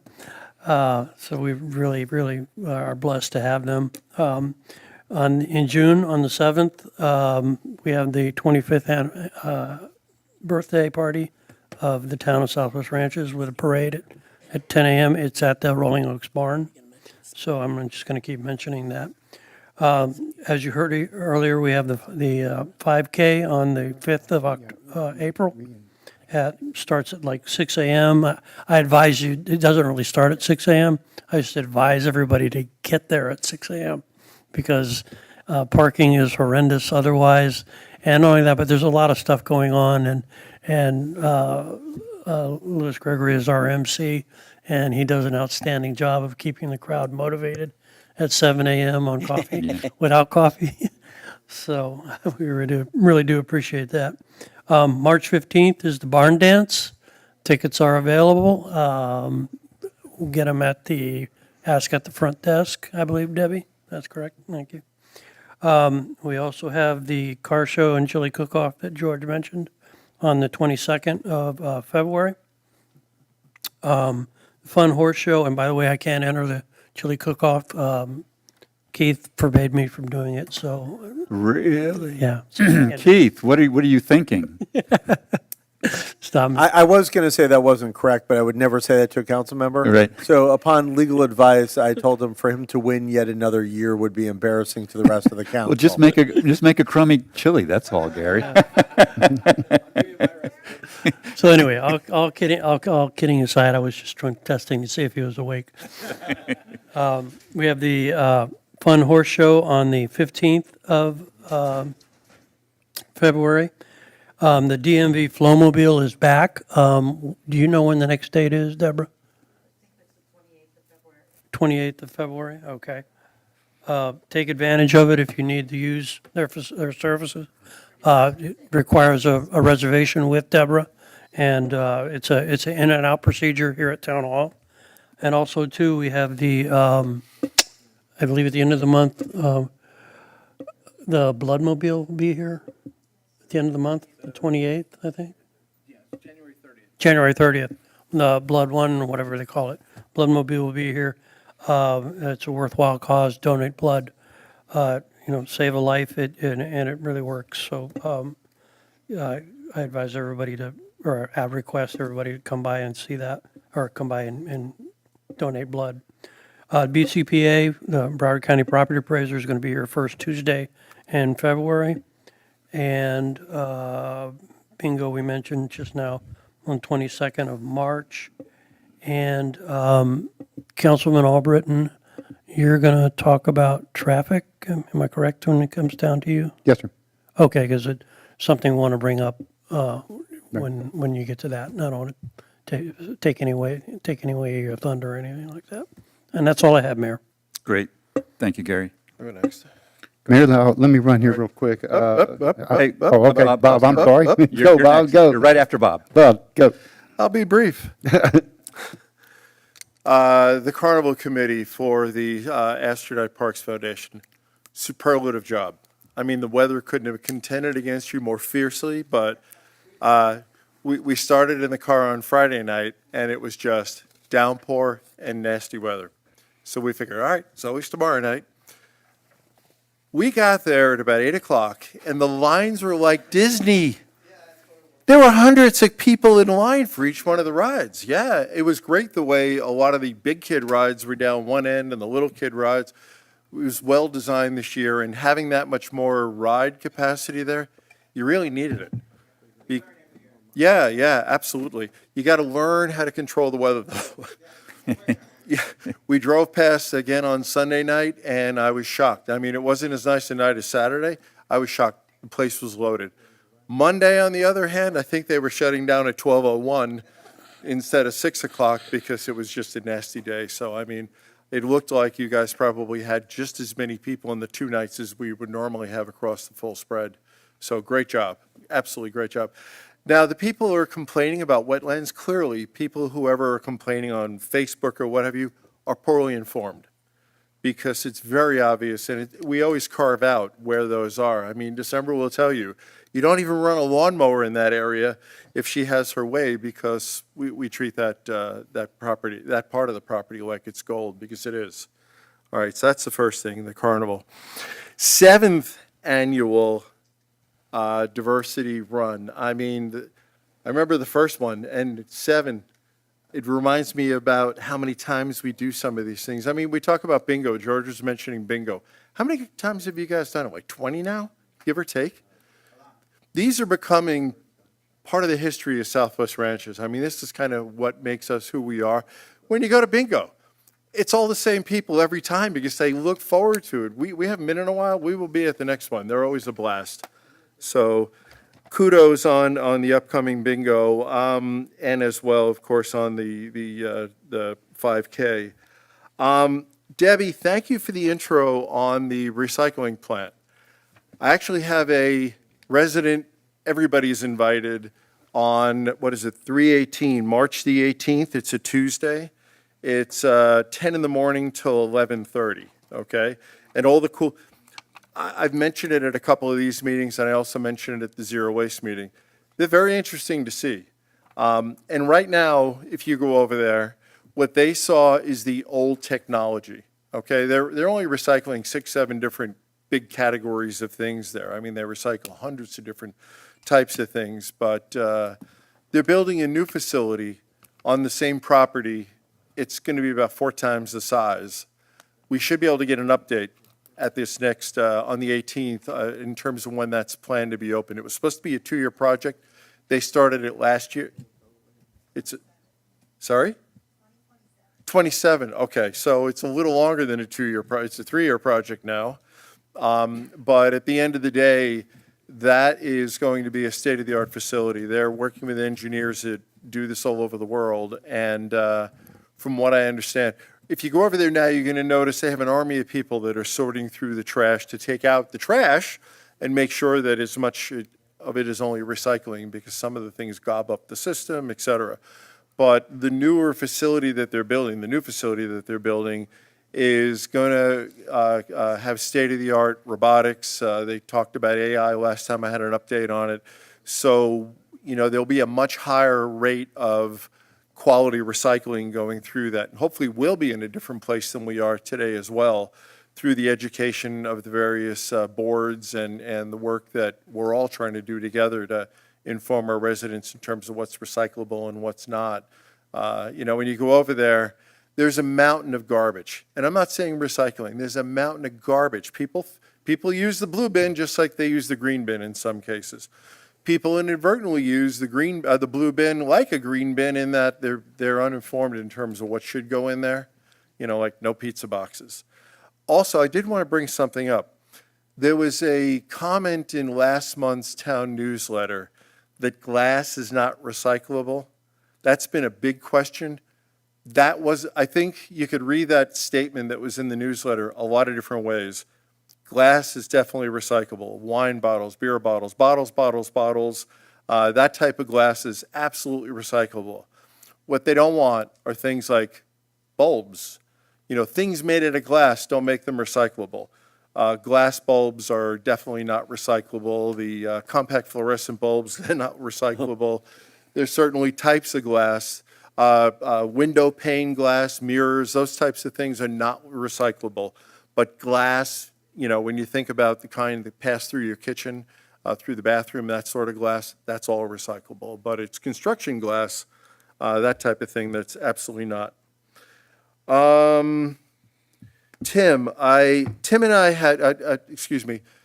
Sullivan and I had a conversation at the last Country Estates meeting because Tim came loaded for bear. And discussing what is going on out in our neighborhood now. He's right. There was a situation, one house across and 2 down from me, where they were starting to lay out the foundation on a house, brand new house, hadn't been built. I mean, it was a vacant lot up until they started on that house. And within 3 days, they were parking trucks in there. They were bringing in those types of converted cargo containers that they use as offices on construction sites, the modular offices. They started bringing in cement trucks. They were also, I believe, bringing in the kinds of stuff that people rent for kiddie parties, like the rock climbing walls and the inflatable stuff and all that.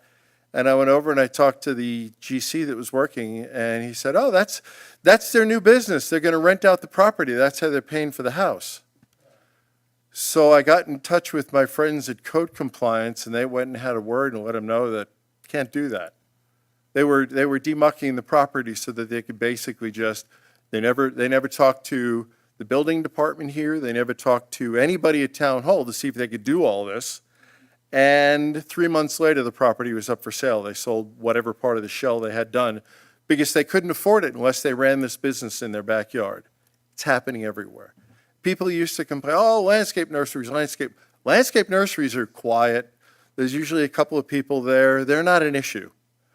It's when you start loading businesses in there. There's a couple around town that also host multiple landscape maintenance company. Those are the guys that go out and cut grass in malls or at homes and park their truck somewhere. That's not a legal use of our property. That's a commercial use. Commercial. We all live in residential areas. Now, we have ancillary uses on our property. I mean, some people use it for ag. Some people use it. I mean, there's a couple of people in town that have AC businesses.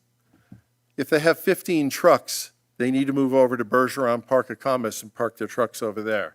If they got a truck or two and the neighbors don't complain, and that's a big part of it as well. Most of these things are not proactive code enforcement. We only have a few things that are proactive. So somebody's got to call code compliance and complain when somebody's got 15 trucks in their backyard, or, as was brought up, we have a trucking company now on 190-something and Griffin Road. We have this new one that's in the mulching business. It can't happen, guys, because what does happen, somebody said they start at 6:30, 7 o'clock in the morning. I was going birding about 3 weeks ago, and their trucks were fired up at 5:30 in the morning when I drove past. I'd be upset if I lived next door, too. So we do have to address this. And I'm sure there'll be lots of people that are running their businesses here and probably been doing it for 20 years. 20 years with 2 trucks is probably not a problem for your neighbor. Steve talks about his neighbor all the time who's got a dump truck. Whenever the guy is being a little bit, he interrupts your lifestyle, you have a beer. We do. You talk about it. Have a conversation. Right, right. If it's not that way, then code compliance has to get involved because it's happening all over town. I got several on my street as well. I got one that decided to open up I guess he's an agricultural business, so that he doesn't have an ag exemption, but he built about 20 barns or so on his property. 20 barns on 2.5 acres. I don't know how that works.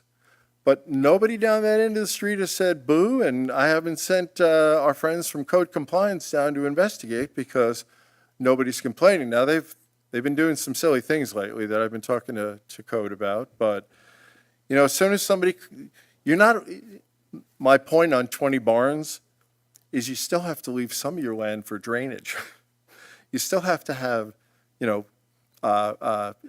areas of your property that are used for mostly drainage is what we care the most about, being pervious. You put that many roofs on your property, now it's all draining into the canal off the corner of your property. What happens then? Well, that horse manure goes into the canal, and who has the problem? Not the neighbor, the town. We have to have the water tested.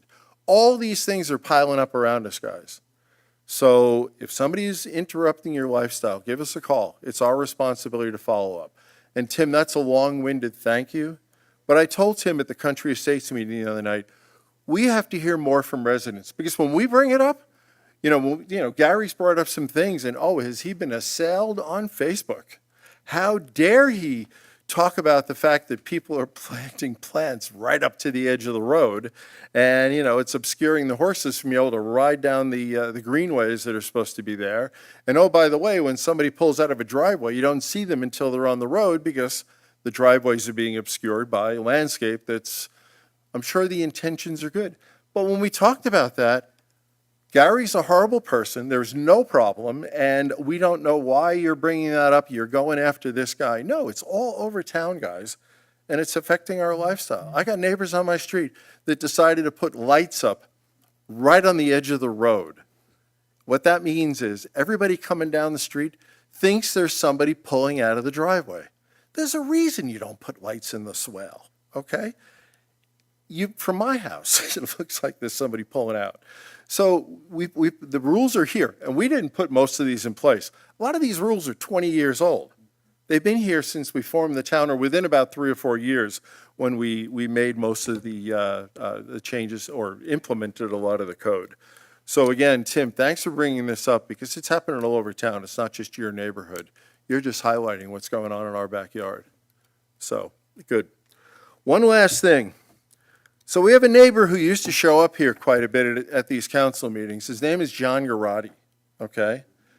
Since he was arrested, I probably got from concerned, well-meaning residents 20 phone calls. Why did Garati get arrested at Town Hall? Why was Garati arrested? What happened? What happened? What happened? I'll make the same comment to you all here and to probably him and his wife on the video and everybody else who's listening. If you want to find out what John Garati was charged with, go out to the Broward County Clerk of the Court and look up his name, okay? You'll see his current charges and all the other things he's been charged with throughout his life.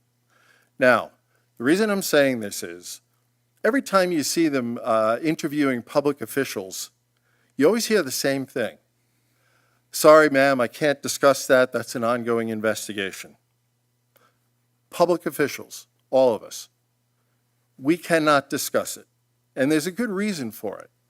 If I start giving out my opinions or my ideas or my thoughts on it, or any one of us do, that could interfere with the investigation. None of us ever want to be in that position. And we don't talk about a lot of things that go on in town. I mean, Keith may alert us to something, Russell may alert us. We can't talk about it. If it's an ongoing investigation, whether it's criminal like this is, or it's a code enforcement investigation, it's not our responsibility. It's not even, it's a bad idea for us to be talking about it. And Keith could give you all the legal reasons that he cautions us anytime he briefs us on something. So, you know, if you really want to find out what's going on with John Garati and you know him, give him a call. I'm sure he'd be happy to share whatever's going on in his life right now. But any one of us, it's an ongoing investigation and we can't discuss it. That's all I have, Mayor. Thank you. Great. Thank you, Bob. Jim? Bob, if I could add to that, he was arrested on the 19th of December. A lot of people think that when you say he was arrested, you're talking about his past. This was current. This was the 19th of December, so it wasn't something that happened 15, 20 years ago, like most people believe. It's a very current affair, and it did take place. So, like Bob said, if you want to find out, there's all kind of ways to do it. All you have to do is go online. You can find out anything you want about that fellow. And believe me, you're going to be there for a while. I'm serious. I do also want to start out by saying thank you to the Southwest Ranches Parks Foundation. What a great organization. Had a great time the 3 days that I was there. And I do want to thank George personally. George, thank you so much for setting these people straight about the wetlands. The explanation you gave was absolutely outstanding. And if they don't understand that, I feel sorry for them. It was a great, great explanation. And you have 3 people that I met every day when I first drove in that I'd like to say thank you to. One is Barbara Gonzalez. Yep. One is your wife, Debbie Morse. And the other one is Rick Bell. If any of you have ever been to the airport and watched the airplanes come in with those people standing there guiding them with those lights, they don't hold a candle to those 3. Those 3 were absolutely, I'm telling you, I stood there watching, I was out talking to them. I mean, it was amazing. And they were there day after day, hour after hour, volunteering their time. Those are the kind of people, you know, that are special. All right? All these naysayers, I wish they would come to town hall. Get involved with all the boards. We got 8 different boards. Fixing to start another one here pretty soon. Got 8 different boards that you can sit on. Be a part of the town. Don't be negative about this town. This town's a great town. Be positive.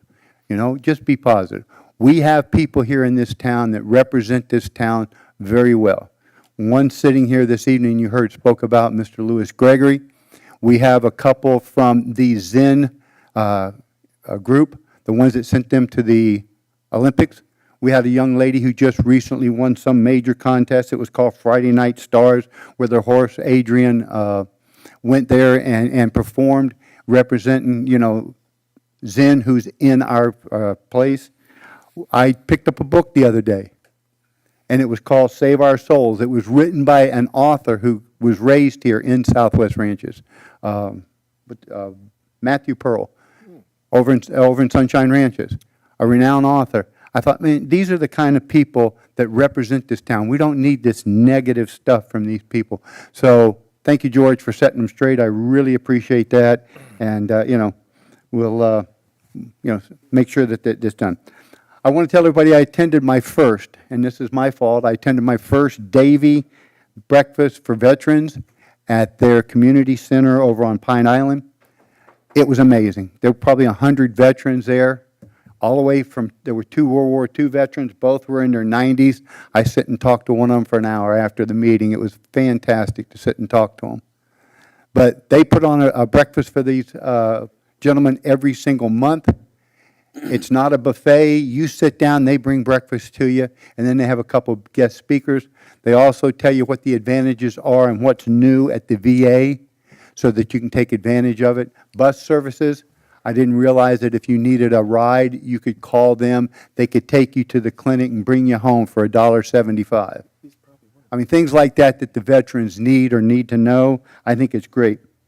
We have a women's group here in town, recently formed within the past 2 years. They have an event coming up, a meeting coming up soon, and their topic is veterans. They've been in touch with several organizations around the United States that send care packages to all the active military people overseas. They send out about 8,000 care packages. Our ladies want to get involved with that. They want to send some cards. They want to send stuff to these veterans. But they also want to recognize, can anybody guess here how many veterans we have in town? We have 284 veterans in Southwest Ranches. I was absolutely amazed. I just didn't believe. But these are the people that this group wants to work with. So if any of the veterans, or if you know any of the veterans that want to be involved and start some type of a group, give me a call. All right? Give me a call, get in touch with me through Town Hall, however you can do it. This women's group would be absolutely thrilled to touch bases with the veterans and see if we couldn't get some kind of a veterans group started that way. It'll never match Davy. We don't have those kind of funds. I mean, I'm telling you, breakfast, 3 or 4 eggs, 5, 6 pieces of bacon, toast, coffee, tea. It was fantastic. It really was. And that's every single month that they have it. We can't do that here, I understand, but something that meet at the barn for breakfast and coffee or something that would be beneficial, and we get to know who the veterans are. And lastly, I want to say thank you to Rod and to Joyce. We went out, spoke to some of the residents in Green Meadows. We have a major drainage project starting there, and some of the residents had concerns. Rod showed up, Joyce showed up, and I'll tell you what, we have one smart engineer there. Every question that they threw at him, every concern that they threw at him, he found an answer for, found a way to take care of the problems, and the drainage project's fixing to start. So if you go out Sterling Road towards 166 out past Dykes Road, be careful. It's being dug up. There's some big areas there where a lot of heavy equipment is. So just watch yourself, especially at night after they leave. You know, they'll barricade these off, but still, if you were to drive off in one of those holes, it'd be terrible. And I want to tell you, I am still looking at potholes. I go around every month and report potholes. We've got a new way of fixing those potholes, but still, even though we fixed an area that's 20 foot wide by 50 foot long, a pothole will jump up next to it. So we still have a problem with potholes, but I'm on top of it every month. So if you have any questions or concerns about potholes, give me a call. If you know any of the veterans, contact me. I'd love to speak to them and see if we can't start some kind of veterans group here in Town Hall. With that, Mayor, I got. Oh, I'm sorry. Yes. Yeah, could you talk about your traffic? In terms of the veterans group? Yes. We helped out a veterans group here until the pandemic. We haven't seen them back since. Okay. But they do the same thing. We would collect. Vice Mayor, can we have your microphone on? We would collect food here and things like that, and they would send the care packages out for months on end past that. So you might want to, maybe Okay. Deborah or Russell could give you the information from that group. Right, I'll look at that. We already had a relationship. And you are, right, I'm sorry, Gary, the Safety and Traffic Board, was sunsetted, and we will vote this evening whether we're going to reinstate it. The board meets 6 times in a year. They came up with some great ideas last time. We bought some great equipment. We've got some new speed signs, the permanent speed signs, solar-powered. I think there's 12 new ones going in. Gary was very gracious and gave up his 3, so there'll be 4 in each area. I've got my 4 areas picked out. The other council will be able to pick out their areas. The mobile trailer that goes around, if you call Tom at Town Hall. Where's Tom? Tom's sitting here. There he is, all the way in the back. Call Tom at Town Hall. Tell him you'd like that trailer moved there. Trailer's very nice. Right there in front of you, you see it. All it does now, it doesn't stop speeding. Neither do the permanent signs. It just tells people that they are going fast, all right? The only way you're going to stop people from speeding is to start writing tickets. And I've seen a lot of that going on in the inner side of the town, off the main road. So, if you have any concerns like that, give me a call. Yes, Gary? Yeah, I just wanted to bring up Uncle Lewis, if you don't mind, if you could indulge me, can you come up to the mic? Lewis and his family live right on Dykes Road. Yeah. And it's a road that's kind of, I think, we forgot about in certain aspects of it. We were so concentrated on, and I don't mean that in a derogatory way, we just have all these other roads we have to deal with. And we put speed poles on all these interior roads to slow down our traffic, because we're usually the ones that are doing it. But Dykes Road has got a particular situation on it. It's extremely narrow. Right. It's a county road. It's 40 miles an hour. It's got 2 bus stops on it, and the kids have to stand in a ditch. Yeah. Okay, to wait for the bus. And Louis, if you could elaborate on any of that I said, driveways are impossible, It's used as a thoroughfare between Pembroke Pines and Weston. And oftentimes out there, I'll see cars, it's like NASCAR, 3 wide. Mailboxes hit routinely, garbage cans hit routinely. I won't let my daughter go to the mailbox or bring in the garbage can. And one of the things that scares me, I drive her to school because I don't want her to go to the bus stop. And that kind of, the drainage project made it a little worse because now the kids have to walk through those ditches and it's dark outside and sometimes you can't really see what's in front of you. And I just feel like there could be an opportunity to prevent a tragedy if we could figure out a way to create a spot where the kids are standing, where they're protected, maybe with a pad or some bullards. I know it's even tough for the police department to enforce speed on Dykes Road because there's nowhere to pull vehicles over. So the only way to really do that would be with motormen. But I think it's something that we can at least start talking about and figuring out a way to make people slow down and prevent a tragedy. Thank you. Yeah, I wanted to bring that to light. Good. Yeah. And that'd be one of the first topics I would bring up. Yeah, Gary, also, I hadn't mentioned, and I forgot about it too, but I spoke to Lewis earlier today. I was on the phone for about a half hour with our new school board rep, Rebecca Thompson, really a wonderful lady, and she has agreed to get in touch with the right people, the engineers and stuff. She is going to set up a meeting. I've asked Louis if he'd join us. We're going to go out to that site to see what can or can't be done. So I was on the phone with her, and she absolutely agreed. She looked it up through the Broward County property appraisers, the thing. The kids have no place to stand, no place. So she is going to meet with the person, get in touch with me, and we're going to have a meeting out there to see what can or can't be done. That's Yeah, excellent. right. Outstanding. Thank you, Jim. That is excellent. Yeah. Thank you, Louis. I appreciate that. I'll keep you informed, Louis. Thank you. Great. Thanks. David? Yeah, thank you, folks, hanging out. Well, let me begin. Happy New Year. This is our first meeting of the new year. Is it warm enough for you folks? Yeah, I just looked at the temperature, and it says it feels like 48 outside, so. The high today was 54. Yeah, pretty cold out there. Keep your animals warm. I want to thank Debbie for talking about the recycling issues and Bob talking about it. I actually wrote a lot that I was going to talk about. I just want to remind folks the reason recycling is so important, what reason we're emphasizing this, the reason we got all the Zero Waste Task Force and the Recycling Advisory Board is to fight the incinerator. We're mandated by state law to have 75% of our solid waste recycled. It's a big endeavor, and everybody really needs to help with this. Otherwise, Broward's going to shove that incinerator up. All right. Anyway, recycling, no pizza boxes, no styrofoam, no plastic bags. That stuff is going to contaminate the recycling. Don't even put it in the recycling. A week ago, from this past Monday, the 13th, I attended a meeting at the request of some of my residents on Old Sheridan at the Pembroke Pines City Hall because Broward County, through the Mobility Advancement Program, MAP, the 1 cent sales tax that everybody gave in, they are planning to expand Sheridan Street from Flamingo to Volunteer, make it 6 lanes. This is a big project. I got a big explanation here plus a map. And the troubling aspects for the folks on Old Sheridan are the lighting.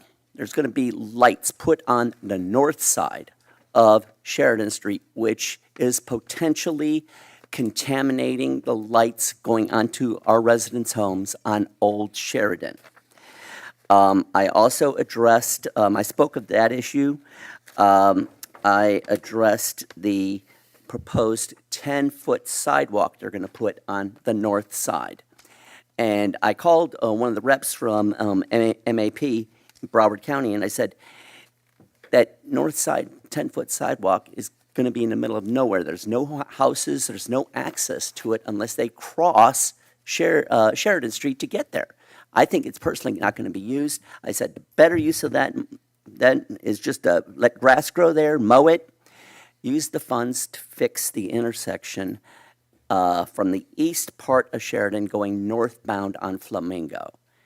That turn lane going northbound is horrible. I get stuck in it every week because I'm going through there, and it doesn't matter daytime, nighttime, it's backed up past the previous traffic light. And, you know, maybe I was thinking about maybe asking the council to adopt a resolution, and maybe ask Keith to draft something up like this, that the council would oppose light pollution from affecting our homes on Old Sheridan, implementing some sort of noise limiting measures so the traffic noise doesn't adversely affect our residents. A lot of our residents along Old Sheridan have horses, and it's a very peaceful part of Sunshine Ranches. Do not install that sidewalk. Let that money be better used for fixing that Flamingo turn lane. And something I would, if the council would be so inclined to agree with something like that. Sure. Gary? Probably an MPO project, though. Okay. I mean, we can start with the county for sure. All right. Jim? All right. Thanks. Thank you. Next, as Jim had mentioned, the Traffic Advisory Board, we got in these boxes over here are the new illuminated speed signs that George installed last year. Thank you, good job. But at next week's Sunshine Ranches Homeowners Association, Sunshine Ranches will be voting on where to put the signs in our neighborhood. And I've heard a lot of discussion of where to put it, and you know, it's up to the HOA where they're going to put it. About 40 years ago, when we were first elected, one of the big leading issues that we had was opposing loud fireworks. And I was advised by one of my neighbors who has a lot of contacts in Tallahassee that with the change of leadership in Tallahassee, we might be able to get that through again. So I don't know if we can ask Robin if she still has any bills available, if we can give it another shot, because there is different leadership in Tallahassee. And basically, for the folks that are unaware of this, City of Wellington had a bill passed through the legislature that opposed fireworks in Wellington because it scares the horses. We have that same problem right here in our town, opposing the loud fireworks. I've been given photos of horses that have been injured. I've seen photos of horses that died because of being scared from the fireworks. It's an important issue, and I would like to see if Robin would be able to file another bill for us and be able to get somewhere with this.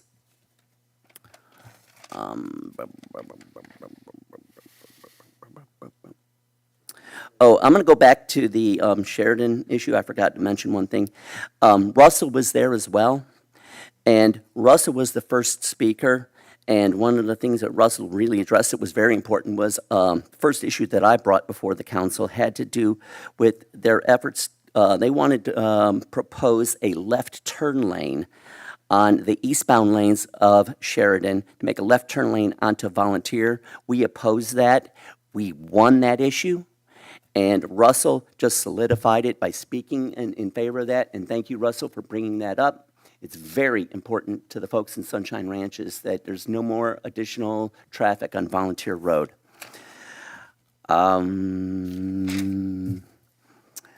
Let's see. Around Sunshine Ranches, Comcast has been putting up these green boxes as they're converting their telephone pole cable to underground. Problem with some of these little green boxes, some of them are close to the transformers from FPL, close to the FPL poles, but some of them, some reason, they're 5 feet away, right in the middle of the horse trails. I spoke to Russell with this, and he assured me that Comcast is receptive, and they are looking at moving those into a more convenient area to keep the horse trails protected. And last but not least, last night there was some kind of criminal activity on just off of North Holity Trail, north of Sterling. And it was told to me there were 3 individuals wearing ski masks.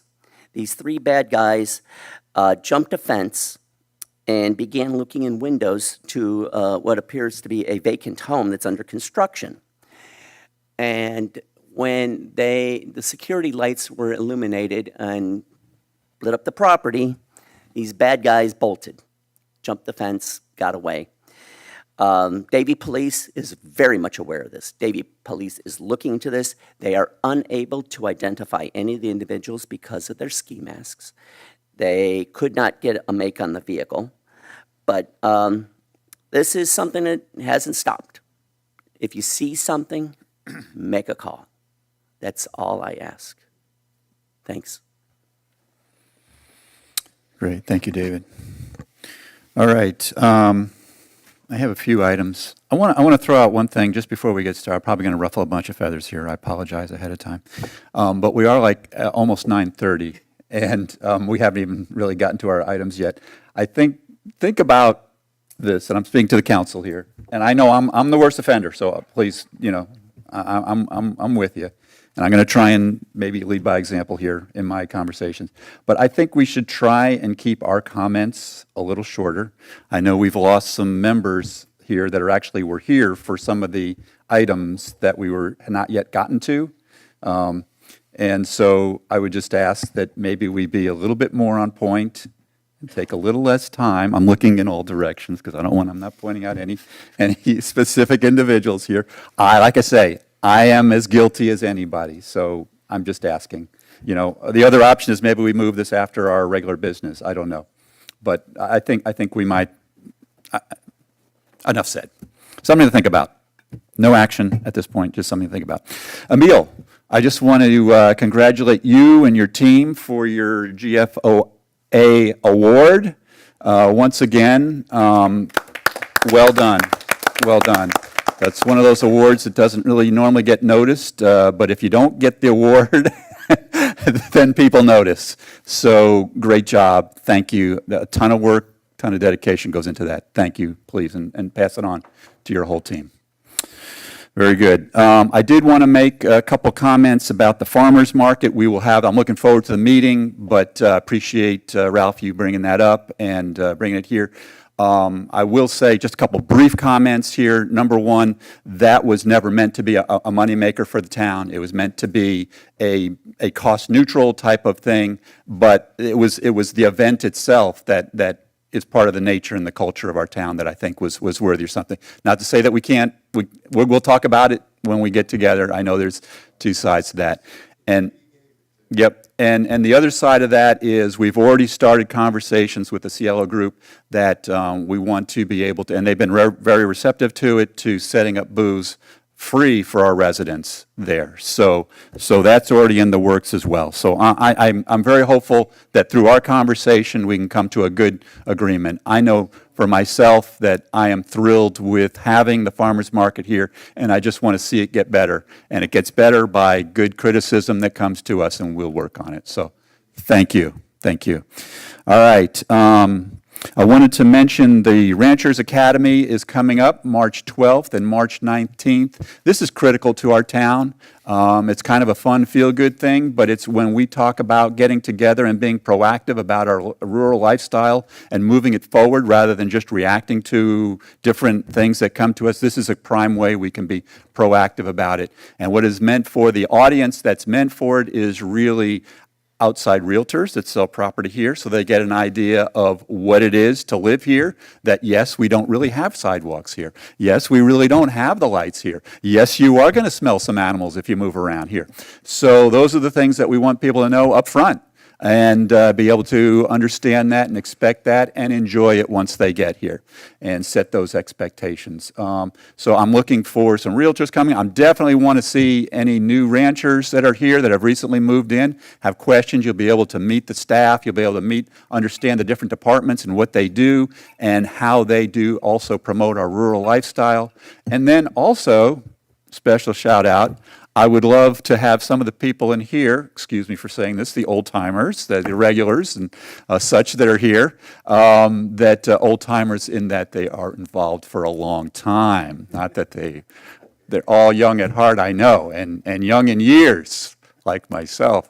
So, but I would love to have some of you that really do know the ranches, be able to go there and really kind of critique it and provide feedback on things that you feel like you know that's going on in town, maybe we didn't touch yet, and maybe we should be covering. So I would love that if you can find the time. Once again, it's March 12th, 19th, and the best part is you get one of these cool pens with a little hat on top.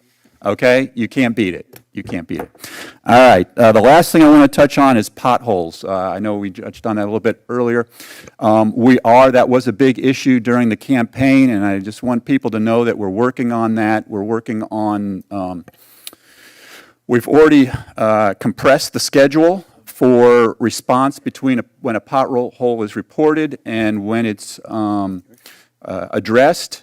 And we are doing more so that we're not patching individual little potholes. We're digging out an area and really fixing an entire area so that we don't have this situation where a pothole reappears, 3 rainstorms later. There's another element to it, and this is what I really want to touch on, and it's part education and it's part a call to action really for our town and the administration and the council. And that is that we have a situation that I think it's one of those things where we're aware of it, but we kind of, I don't know, we don't think about it. We think it's going to go away, but it doesn't go away. And that is we have a lot of private roads in town. And a lot of us, frankly, are on private roads, and we don't even think of it as a private road. We think of it as a public road. I'm one of those people. I'm on 195th. My property line goes to the middle of the road. That means I own to the middle of the road. That means I'm responsible for that pavement to the middle of the road. And if there is an issue, like a pothole that pops up in there, and we call town hall and say, hey, town hall, come out here. We got a pothole we need for you to fix. And they say, I'm sorry, but that's actually on your property. We cannot use by state law, not because the town doesn't want to, but by state law, we cannot use public funds to fix the pothole on your private property. Yes, we know everybody drives on it. And yes, we know that you didn't cause that pothole, but it is your private property, and we, by law, are not able to spend public money on that private property. It's a real issue. It's a real problem, especially when you get individuals that are not physically able to fix it. And you get individuals that maybe you don't want out there. Some of those roads are very busy. 185th, 186th, 188th, some of those parts, those roads take a ton of traffic. The last thing we want is residents out there fixing potholes, dodging traffic as they're fixing potholes. It's just not a best practice. And so why I say this is like a call to action is because we need, as a town, we need to come up with a solution for this. And I believe that the way business as usual is not good, and it's not acceptable going forward. And so I believe that we need to put things out there for residents like me that gives us a pathway to turning over, which is what I want to do and what I'm going to begin to do, the process of turning over that portion of that road to the town. Now, right now, we have to bring that road up to standard before the town will accept it. That's not acceptable, because then we're out there fixing potholes again, residents fixing potholes. Now, maybe we have to pay a little extra so that the town can bring it up to speed. I'm okay with that. But to ask a resident to go out there on a busy road to fix potholes just so they can turn it over to the town, it ain't going to happen. If you go through all that problem of fixing a pothole, you're I fixed it, I might as well keep it, So we've got to come up with a better way, and I believe that's going to be through assessing what the damage is and assessing a fee where they pay it, and they say, okay, if you pay this fee, then we will take it. The other thing is you got to have a survey done. This is not an easy process. Even if you want to turn it over to the town, it's not like, okay, let's do it, and then they show up and you sign a piece of paper and it's done. No, there's surveys to be done. There's all this kind of stuff. We need to, back years and years ago, we wanted to promote the process of being able to simply put up a stable for horses. And we came up with this process with lower fees and a set plan for being able to do it. And all you had to do was implement that and build it, and you were fine. I think we need to come up with a very similar plan for our this pothole situation, where people can sign up, they can go through it, and we have a regular process they can go through, and they can feel comfortable, even if they've never done anything like this before, that it promotes it and makes it easy. So I think we got some work to do there. We need to educate people in the meantime that this is our reality. It's not that we don't want to do it, it's our reality, and that we're coming up with a better plan. So I'll leave it there. I know I've taken up more than my time, but it was very important. I will stop there. Thank you all for your time, your patience. We're about to get to your business here at 9:30 at night. Thank you. 6 minutes. All right. 6 minutes. Okay, good. Yeah. Thank you. All right. Hey, listen, do we want times on the rest? You guys quit giggling down there. I don't think anybody else matched 6 minutes. All right. So, Keith, legal comments. I'll try to be as brief as you were, probably even briefer. Excellent. First and foremost, I never thought I'd say this publicly, but great job, George Morris, on the. Woo!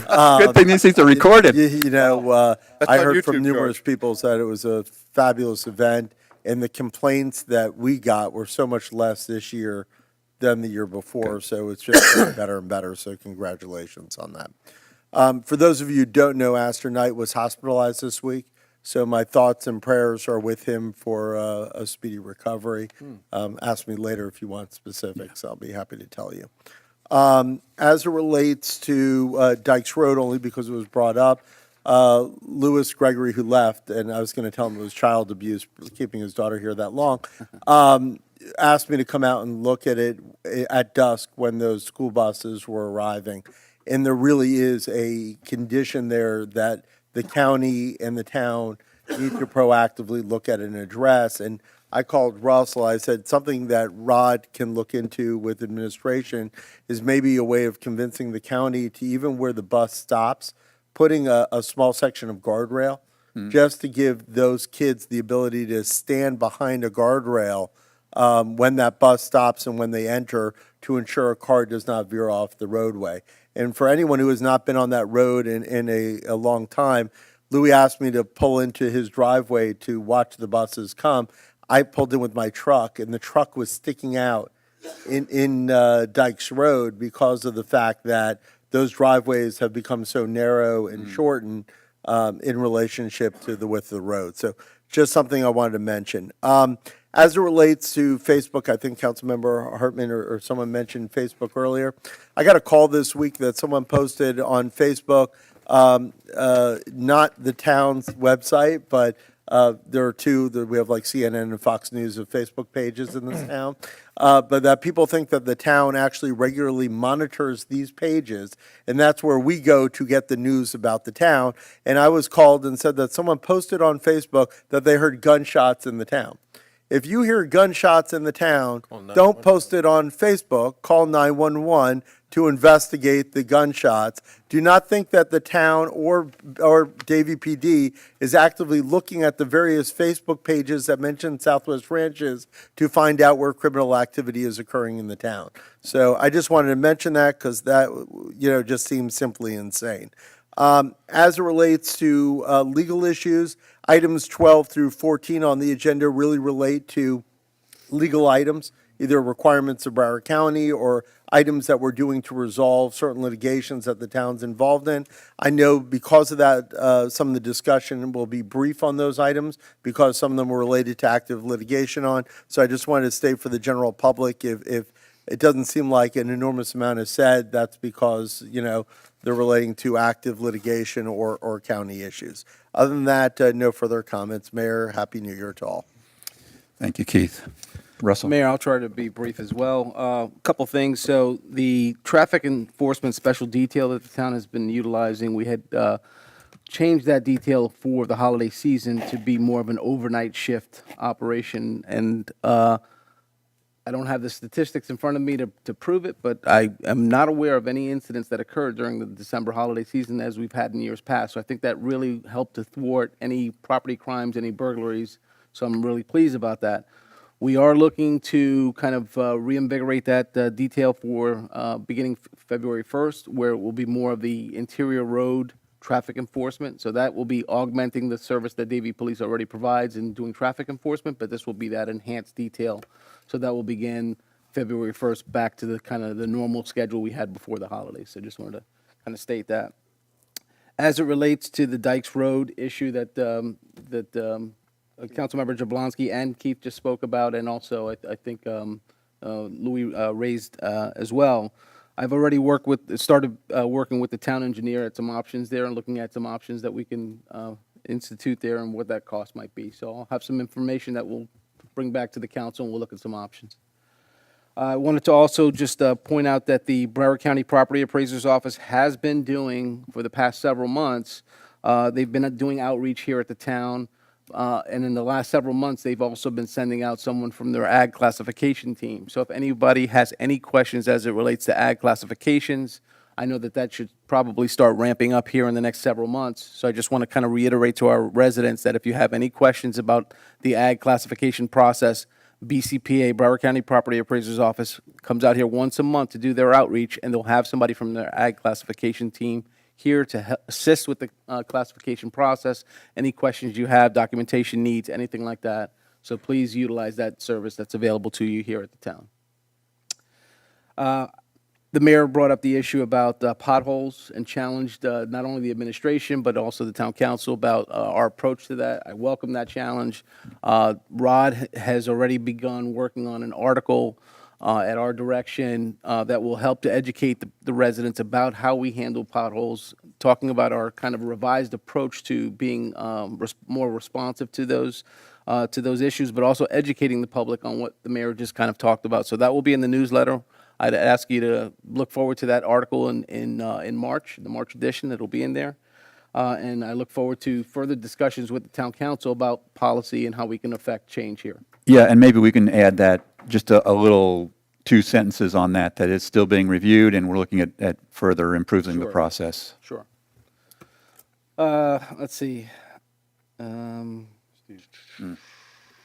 Yeah, just the last thing that town attorney brought up related to the gunshots, and I echo his sentiment that if you hear gunshots, obviously, hopefully you don't hear gunshots in the town, but if you do, obviously call 911. There's also another alternative. You can also use the Safer Watch app. If you're not aware of the Safer Watch app, There's an app that Davie PD promotes. It's called Safer Watch. You can download it to your smartphone, your smart device, and with that, you can report anything, whether it's a traffic concern, a safety issue, anything like that, and you can report that directly to Davie PD. You can get updates on your complaint and so forth. So there's alternate methods besides just calling 911. So just wanted to put that out there.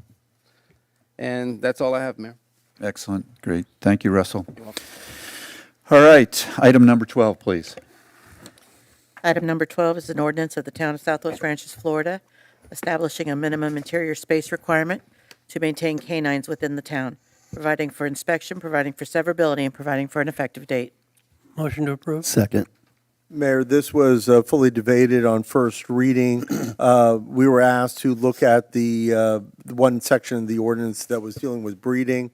Councilmember Kaczynski came back and spoke to a breeder within the town who felt the regulation was fair.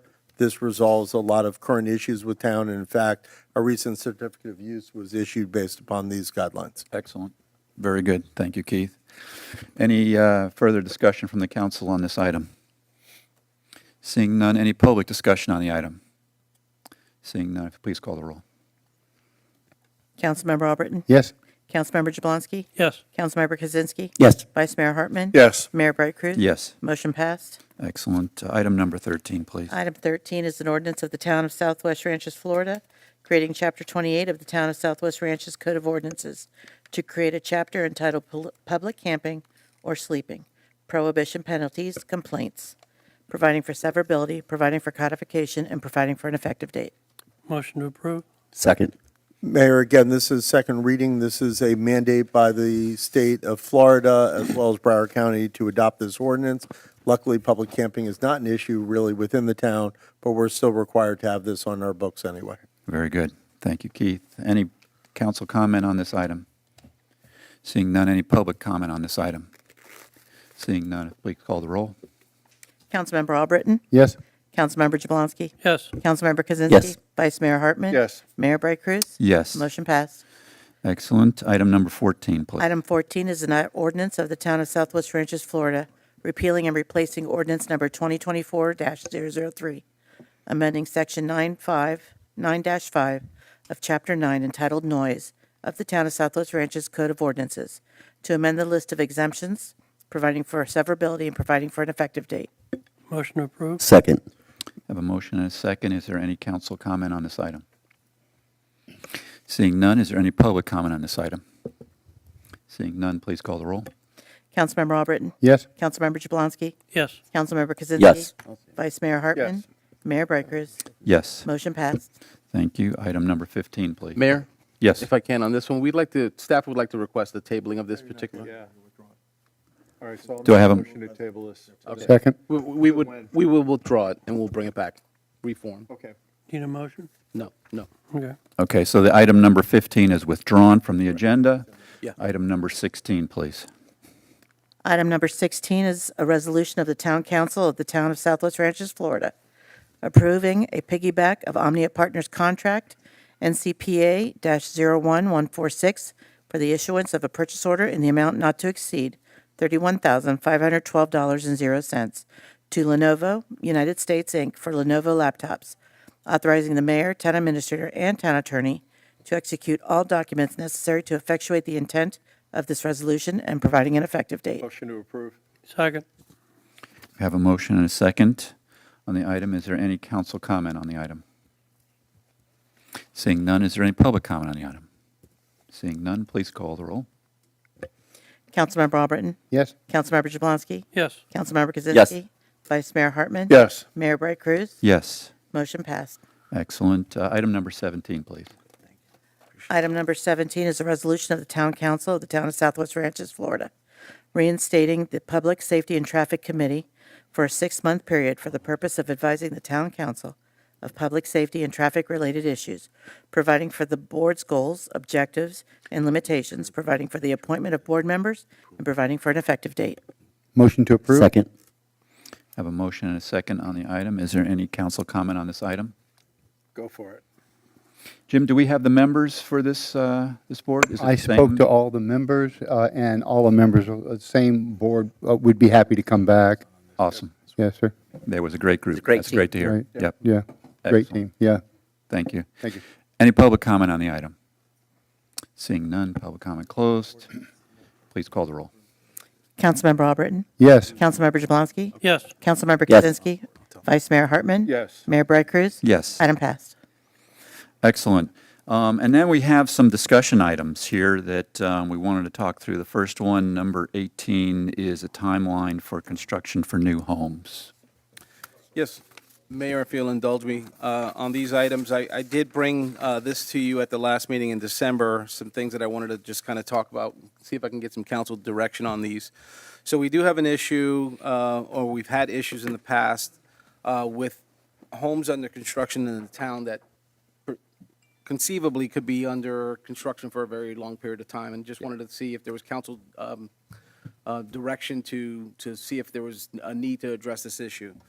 So we have had instances, we had an instance in Ivanhoe Estates, I won't get into specifics, but we had a home that was under construction for over 10 years, was brought to our attention when there was an impending storm by a neighbor who was very concerned about the construction site. Essentially, it took the homeowners association litigation to finally compel the property owner to get moving on the property. We have nothing on our books right now that compels a property owner to build a house within a certain timeline. There are other communities in Broward County and throughout the South Florida region that do have some requirements that you have to build a house in a certain amount of time. I've asked our building official to give me some information related to that. I know for a fact that the city of Lauderdale or the town of Lauderdale by the Sea has a time requirement. We believe that West Park does too. I'm working on getting that. The town of Lauderdale by the Sea requires you to build a house within 18 months. What the timeline would be if there is direction to move in that direction, that would obviously be a matter of council policy.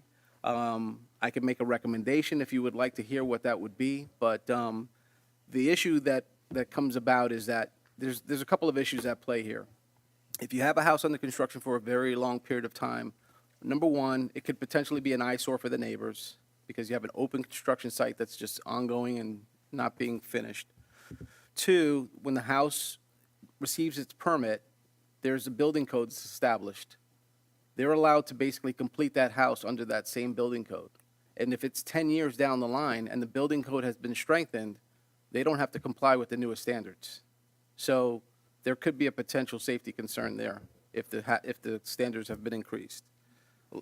Another consideration is that the longer that the property has not been fully improved, there's a potential for people to be living in the property, and it's potentially not safe because it hasn't received its certificate of occupancy proving that it's met all the inspection requirements.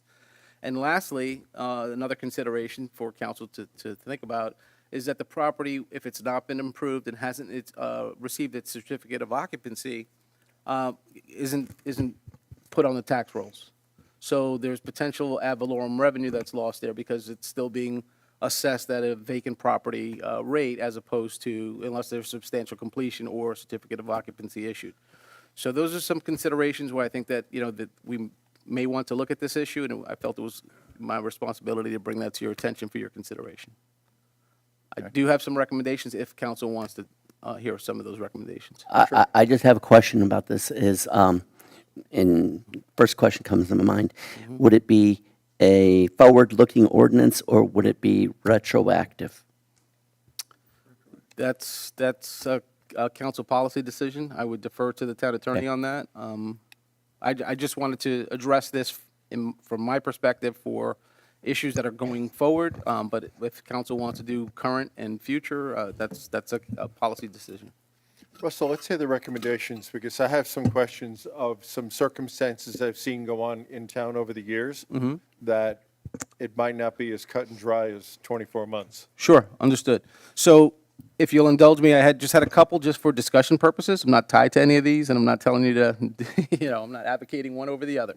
But the first one was, obviously, our homes that are built in Southwest Ranches are, custom homes. They tend to be larger homes. They're not cookie cutter homes like you might see in Pembroke Pines or, some other cities. So because of that, because of the size and the complexity of the homes that are being built, I would say that you should have consideration for a longer period. Also, if we're talking about all new homes, I think contractors who build homes as part of their business have a certain proficiency. And so they should be expected to complete a home quicker, if you will, than a single, owner builder who's looking to do this kind of at their leisure. They may be working a full-time job and also building a house. So one of the recommendations might be to set the timeline for construction of new homes, and let's say for, a builder or contractor who's in that line of business, maybe 36 months might be a consideration. And then for owner builders who are building the home themselves, maybe 48 months. So just a consideration. Another consideration, this is just. protection. Okay, well, I'm just throwing it out there for discussion. Another consideration might be based on the size of the square footage of the home. Obviously, a home that is 2,000 square feet or 2,500 square feet is going to be a lot easier to build, should be able to be completed a lot sooner than a 15 or 20,000 square foot house. So maybe you do it based on square footage, and then maybe some of your equal protection issues are addressed. So I defer to the town attorney on any legalities. Just wanted to recommend something so we can have a discussion point, and I'll leave it in council's hands. So I've dealt with this issue with other municipalities, so I just wanted to jump in. And the reason why you can't separate an actual contractor from a actual build by owner is because the Florida statutes treats them both the same, as we need to as well, because if not, it basically incentivizes people not to hire contractors, but to do it as owner builder because they get more time under the belt.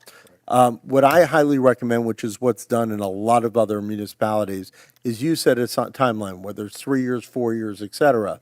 And what you say is if you do not finish the home, meaning receive your CO by that date, you can come before the council, and the council can extend for good cause shown. And that way you have a direct handle and you can make the direct decision whether or not there are real reasons, wetland issues, other real issues that is holding the homeowner up. They come before you and plead their case to you, and in a 3-2 vote, et cetera, majority vote, they could get an extension that they deem to be appropriate. As it relates to retroactivity of these statutes, what most ordinances do when they set these timelines is they give a date for brand-new permits and a date for old permits. So meaning that if you have a building permit that's in effect as of the date of the ordinance, we'll give you 24 months to complete. If you have any permit pulled after the date of this ordinance is 36, 48, whatever you decide to do. So they look at them both ways. So I just wanted to throw that out for the record. So a couple of questions about that along those lines, Keith. So let's say we gave somebody the 24 for an existing or 48 from scratch. At the end of that period of time, let's say the council says, this is your third time back, we've given you 3 extra years. What then? Code enforcement cites them on a daily fine. You can also bring them before unsafe structure to rip down the home. Happens all the time. Okay.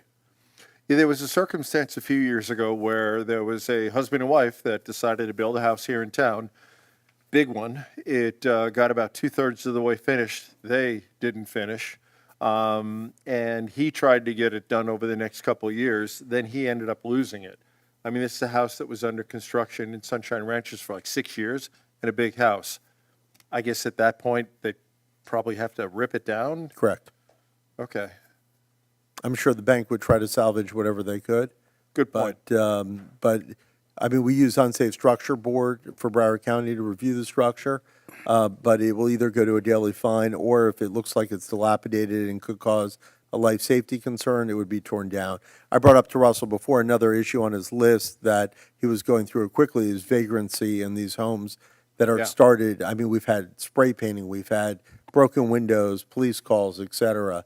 So, which is another major life safety reason for getting this done. I like the idea of the 24 and 48. I mean, if you've got one, get it done. If you're just starting out, 4 years. I mean, there's a house going up across the street. The current permit's just expired at 2 years. They're this close. they have to refile their permits. I don't think they're going to be walking away from it, but they'd be motivated under these circumstances to get it done. Thank you. There's one on Sterling that I go past frequently, that initially, one of my residents, Miss Fernandez, called me because the coyotes were living there. Right. Because the grass was so high.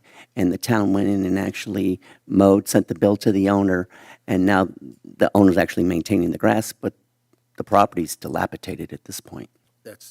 House hasn't had anything done on it in Nothing. 3 or 4 years. Oh, but before I was elected the first time. Yeah, there you go. So it's been there for a while, and nothing's going on with it. I got a question, if you would, please. Does Broward County have any say as to what the regulations are?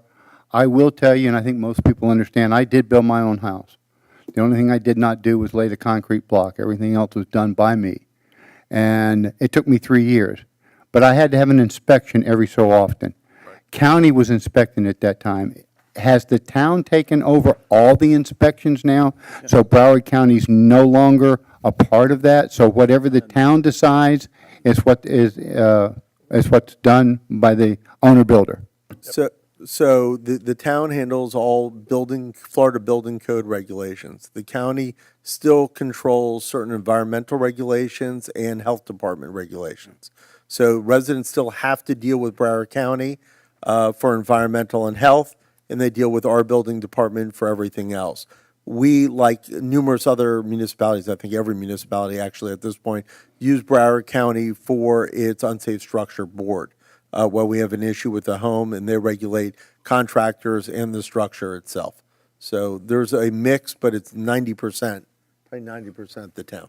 When did Broward County, I guess it was because at that time, it was unincorporated property, so Broward County had the right to do that. So Have we looked at Broward County's code to see if that would be something we could mimic? It was a strict code, it was a good code, it was a fair code, and, like I said, I was able to abide by it and do it in the 3-year period that they gave you to get it done. Well, We adopted from Broward County's code. That's where we started out. But we haven't adopted from Broward County's code if there's not a limit on how long the house can be built, because Broward County had a limit on how long the house would take to be built. You're all saying is essentially the same thing. What Councilmember Albritton recalls is prior to the town's incorporation, the Broward County Code may have had a regulation dictating how quickly homes were built. By owner-builders, yes, sir. When the town became a municipality, we actually continued to use Broward County building services for quite some time until we went in-house with our own department. The town then did a zoning code rewrite, and for whatever reason, when we did, certain regulations, including those regulations, weren't directly adopted by the town. I think at that time, the town was looking to be a little bit more lax and, not as strict as some of the county regulations.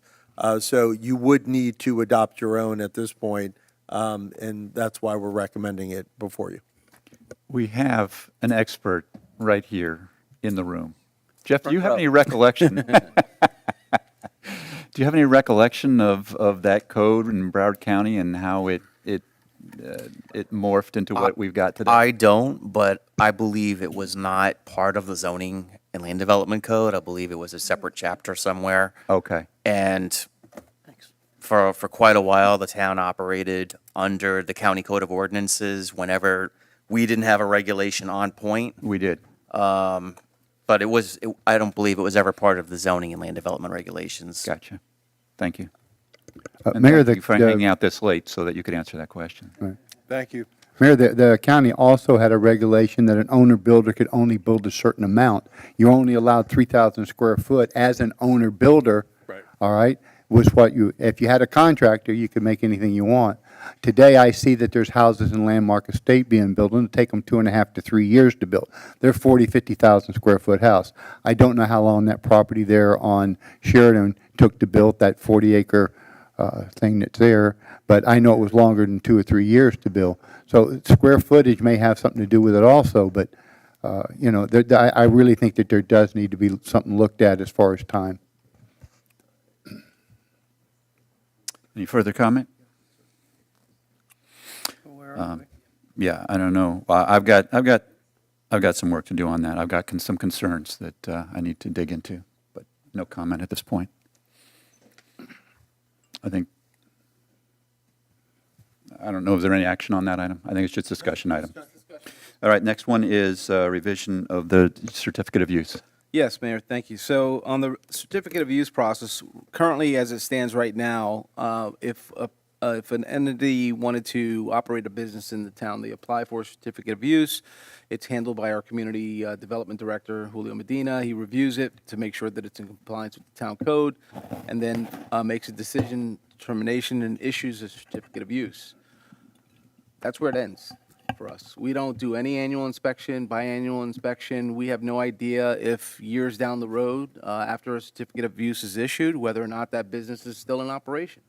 We don't know if they're have changed what they were originally approved for, if they're still operating under that same premise. We don't know if they're creating issues for their surrounding neighbors, unless we get obviously active complaints. There's no mechanism that we currently have with the certificate of use process that allows us to go back and basically, inspect that business, review that business to make sure that what's operating out there is what was originally approved. So the discussion item is here for your consideration to see if there's, if there would be consideration to, have some kind of, the recommendation would be to see if there's, if we would have any potential will to allow for periodic inspection, perhaps, biannually or annually. And if we were going to do that, obviously, we would need to allow some provision for an inspection fee to go along with that to cover the cost of the inspection as well as the documentation associated with that. So I do have some comments on this one. So I'm going to take you back in a history lesson way back when I was a young guy. So back in 2002, when I first ran for, I was on the tricycle, and they still let me run for office here in Southwest Ranches. And I got beat to a pulp at the, by the voters here. I still hold the record, by the way, for the biggest beating that's ever been taken on a one-on-one election in the town of Southwest Ranches. But as part of that process, I did a little bit more research. And one of the things I did was I spent an afternoon, or a couple hours anyway, in the town of Weston, talking to their assistant administrator on business use tax and how it operated there. And the quote that I will never forget from that conversation was, if I had it to do it over again, I would never have done it, and I would wipe out the whole thing. And I was like, really?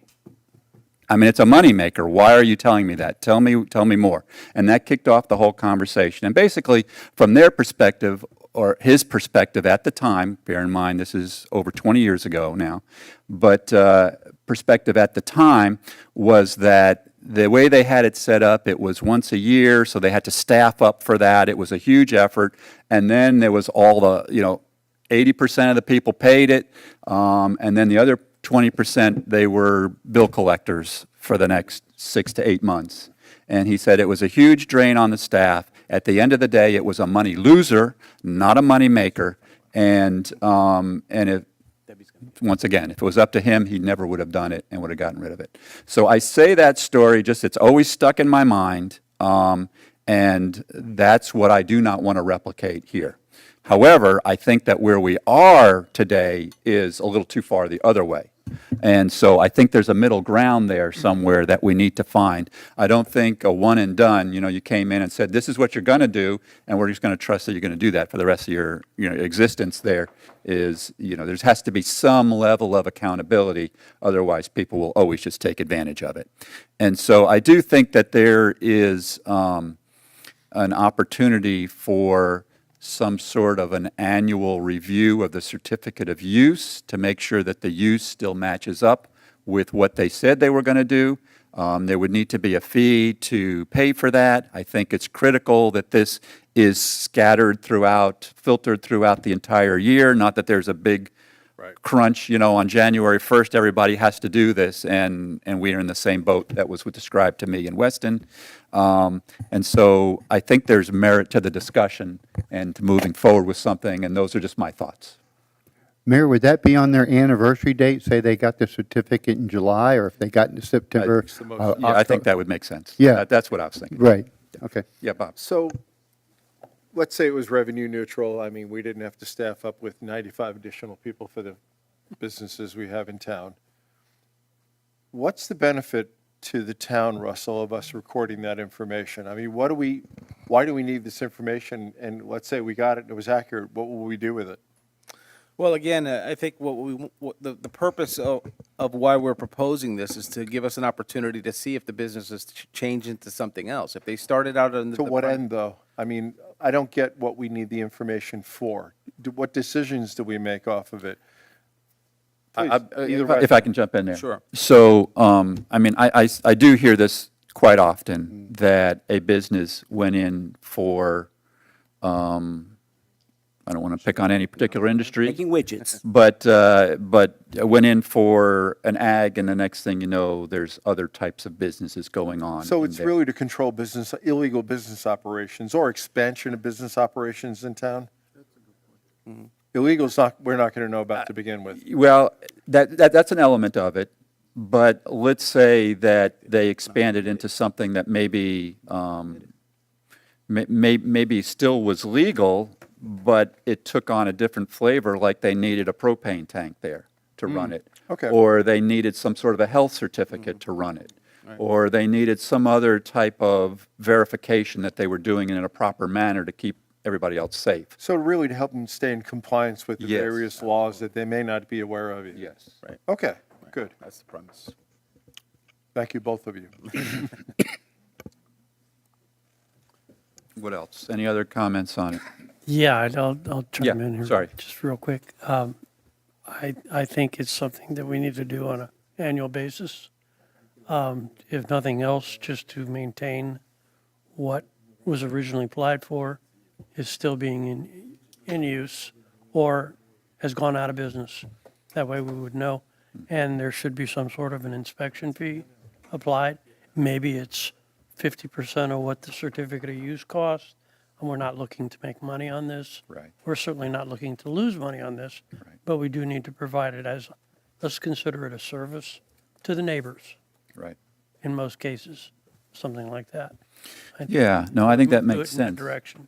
And maybe, what about, I'm not sure that this is an annual event. Maybe it's every 2 years. Where I'm kind of leaning. Yeah, maybe every 2 years. Well, if you took it on an annual basis, but you gave, and I don't know how many businesses we're talking about. We may be talking a small number here. We don't really know until we get that number.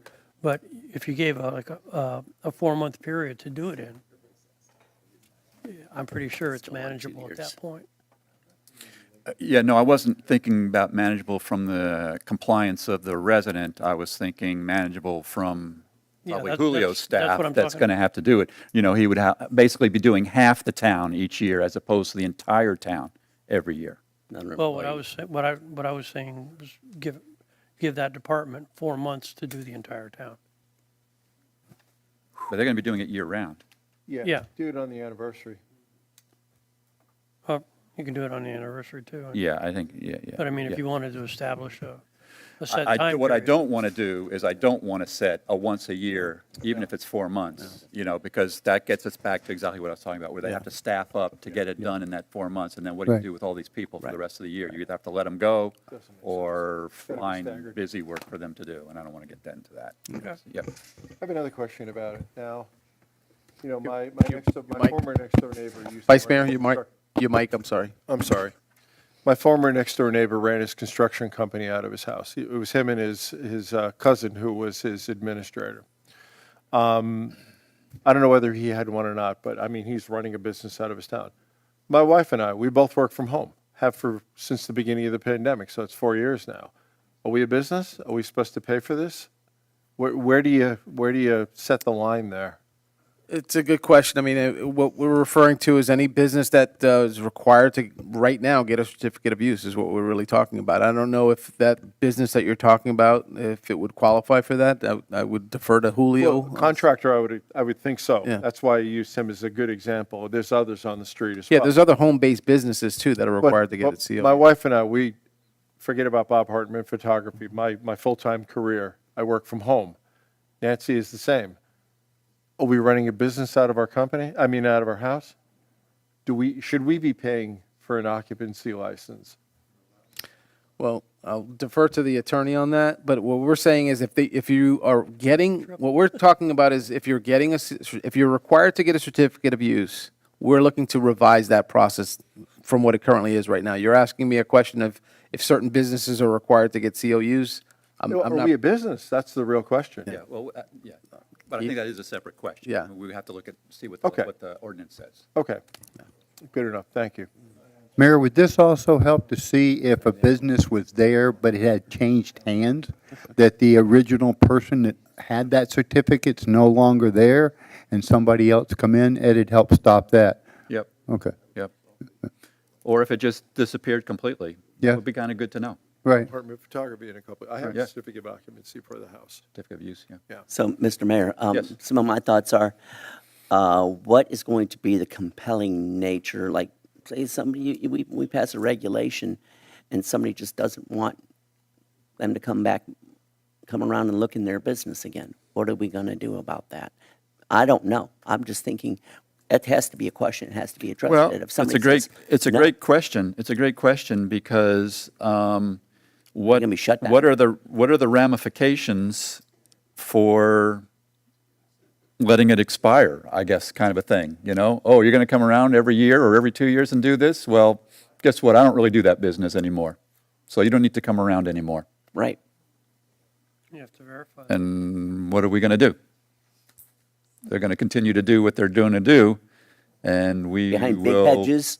be patting ourselves on the back for a good job, and so We don't know in that. something to think about. Right. Something to think about. Great question. All right, well, I think we had some good thoughts here. Not sure we gave you a whole lot of direction, but It was worth the discussion. it's and- worth a discussion. Absolutely. All right, so we good with that item? I think we are. Item number 20, event permit notification requirement. Yeah, so on this one, so we passed the outdoor assembly ordinance some time ago, and within that code, it provides for events where someone wants to have amplified noise outside, they have to follow certain permit requirements. And so one of those requirements is a notification requirement where you have to notify your adjacent property owner neighbors at least 10 days in advance by U.S. mail or signed petition. What it doesn't provide for is if someone comes in inside of those 10 days, they come in, they really wholeheartedly mean to get a permit, but they didn't realize that they had to be 10 days in advance. Maybe they come in 9 days in advance. Right now, the code says has to be at least 10 days. So do we not issue a permit, even though they're trying to do the right thing? Or do we basically say, no, you missed the deadline and therefore we can't issue you a permit? So what I'm proposing here is basically an amendment to the ordinance that would provide, and the recommendation would be that we amend the code to require that the 10-day notification still be in place, but if less than 10 days and no less than 5 days prior to the event, because there still should always be some cutoff where somebody can't come in the day before their event to try to get a permit. I think that's disingenuous. But and again, this is just a recommendation, if they come in at least 5 days prior to, they can only qualify to get the permit if they use this alternative method for notification. And that alternative method for notification could be defined as requiring the applicant to submit the signed petition from the affected adjacent property owner stating that they have no objection to the event. Alternatively, we could have the alternative method be defined as requiring, let's say, code staff to go out and leave a notification on the adjacent property owner's doorstep as they would a courtesy notice or something like that, advising that there's going to be an event at this adjacent property owner, so that, you know, you don't have to necessarily get everybody's approval. You're just basically putting them on notice that this event is going to take place. If we were to do that, obviously that would also need to be accompanied, if someone wanted to avail themselves of that alternative method of notification, that should also be accompanied by some kind of a cost recovery cost to allow for code staff to go out there and do that extra work that is beyond what we're asking them to do currently. So just some options there to provide for you for consideration and for discussion. Mayor, I would also chime in. Obviously, Russell and I didn't speak about this ahead of time because of sunshine. No, because actually we just didn't. But what I potentially, listening to him, would recommend is a code modification that says 10 days required unless the town administrator authorizes a lesser time frame for good cause shown, which may include additional conditions of approval. And therefore, you would just basically give him the ability, if he felt it was necessary, to go ahead and approve it. And there could be an occasion which it could be less than 5 days because, and you're fine with it just because, it's a small event. So I don't think we have to be as regulated. I think Russell could potentially waive it. It's just my opinion. Yeah, have a I thought. think that's a great idea. I have a thought. If okay, we got our code. We got our code 10 days. If they come in and, everybody's supposed to know this. Everybody's supposed to know what the code is. 10 days. If they come in afterwards, is there a way we can late fee? I'm sure we could. I have to smile a little bit when you say everybody's supposed to know this. I think if we were to do a quick survey of the town. They're not gonna know it. Just over the council. Yeah, maybe 2% of the town would know Right. it, and probably Right. 100% of those people are like sitting here and sitting out there, right? So I think the wording is good. What I always, I never want to motivate people to not follow the rules. And having this 10-day strict the way it is, basically, if you get within those 10 days and you've got a party left, what are you going to do? You're going to have your party, and you're going to ask for forgiveness later, And so having this opportunity to allow those people to come in, do the notification, give some thought and balance and judgment to it, I think makes sense. To me, the most important thing is that every neighbor knows, not necessarily that they agree with it, but that every neighbor that's next to it, they know. So if there's animals or anything like that involved, they can take the proper precautions that they need to take so that it's handled properly. And I'll open it up. And that's to me, that's the most important thing. And I think that leaves that flexibility for that. Mayor, wouldn't that look better if it came, and I agree with Russell, if it came from staff here, if it came from a town letter that said, Mr. Jones, your next door neighbor's having it, instead of Mr. Jones going around putting a thing on somebody's mailbox, there'd be a cost associated with that naturally, but. Maybe Mr. Jones comes in the day before, and it's not possible for the town to do it, but he's willing to do it. Then I would say, okay. Depends. There could be circumstances where that's okay. There could be circumstances where, it's 5 o'clock in the afternoon and he wants to do it 8 o'clock the next morning, and then it's not okay. But if it's reverse, if it's 8 o'clock in the morning and he's doing a night thing the next day, then maybe it is okay. So, but I think so long as there's adequate time for the neighbors to be adequately warned and take any precautions they might need to take, I'm okay with that. Yeah, but remember, you got to remember one thing. We're only talking about amplified noise. That's what we're talking about. You don't need a permit for a regular party. Yep. I just want to make that clear. Okay. Yep. 100%. Listening audience. Yep. It's just amplified noise. Correct. We're talking about. Yep. Yeah, you can have a party. It's a good Without a good permit. call out. Correct. Yeah. Any other comments on this item? Russell, are you okay with that? Is that?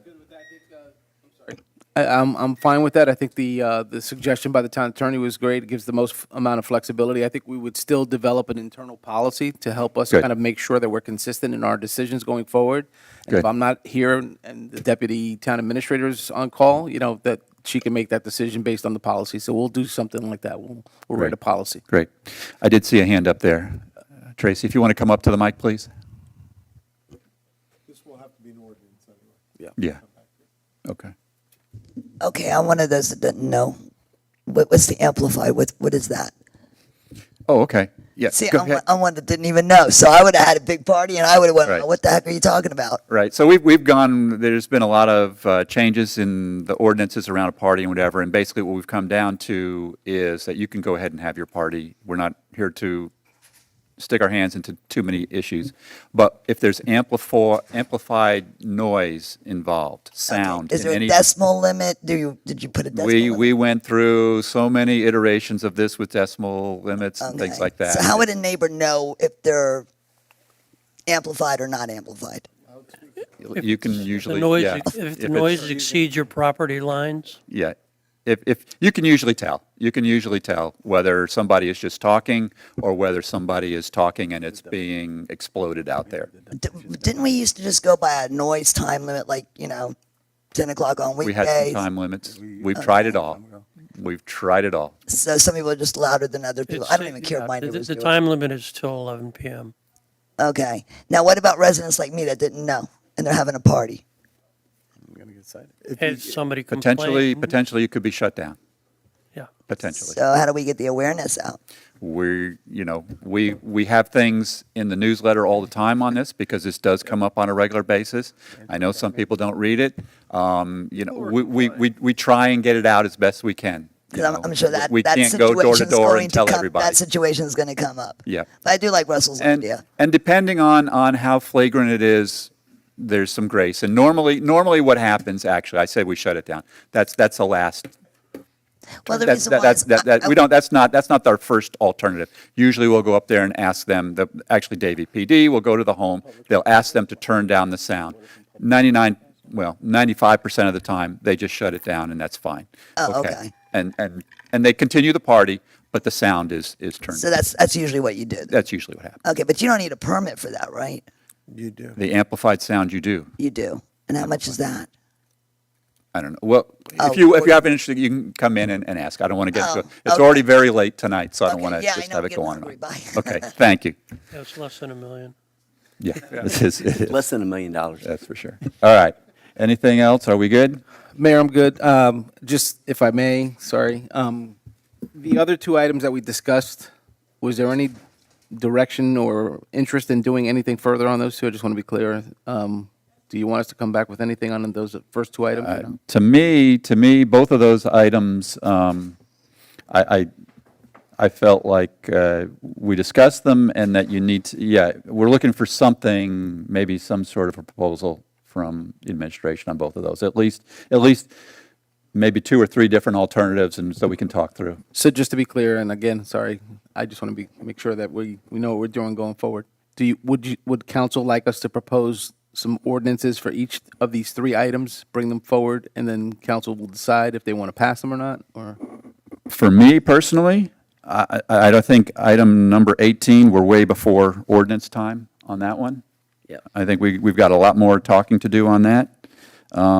For item number 19, I don't know if you're comfortable throwing something out there or not. I feel like we raised more questions than answers there, and it may not be ready either, but I don't know what the rest of you think. I think we need more discussion on all these. I agree. Before we start on ordinances. Yeah, so I think we just need some little some more research and some bring it back. research So and maybe bring thoughts it and back in a month. recommendations. Maybe Yeah, I bring don't it back in a want month. to waste Keith's time or anybody else's time in drawing up ordinances that we're just going to tear apart. Okay. Kill. Russell, would you be able to tell us what these other communities have or does? Maybe what some of their regulations are? You mentioned a couple, maybe you could tell us what they do or don't do, or if you find out there's others, You're referring to item 18 regarding the construction of new Yes, houses? sir. Right. Maybe you could let us know what Davie does, because they have the same things as some small subdivisions, some developers that come in and knock them out. Then they have monster homes over there in certain neighborhoods as well that could take 2, 3, 4 years. So maybe you could let us know. We'll certainly do a survey of all the Broward municipalities.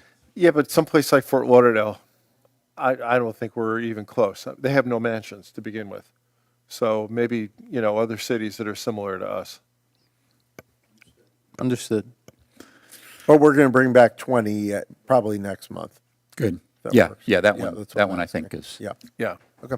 pretty well baked. Gary, I think you're 21. Well, Not really. If you look at the online version, it's not there. It's not there, it disappeared? It's All a- right, well, it's a re- calling it a No, day? we, typo. are we done? Are you not? no. No, it's a typo. It's from last. What's, We actually amended the agenda online to reflect that there was, my understanding was there was direction from the last meeting, December 14th, to bring this item back. We have Jeff Keatums here tonight to talk about it. If council is Yeah, inclined yeah. to discuss this item, so just to get some ideas. The last where we left us off was council understood that this was going to be a very long-term process, but also was very clear, at least in my understanding, that if it's specific individual property owners that wanted to go and avail themselves of the vacation of right-of-way process, that would be separately considered. So that was. so to me, let me just do this. To me, there's three elements to this discussion. There's three elements. Element number one is, and unfortunately Lisa's, it was a long meeting. That's who I was kind of referring to. It's a shame that, she was here for a very long time, but has left. There are individual homeowners that are being penalized for no valid reason because of right-of-ways that were taken years ago.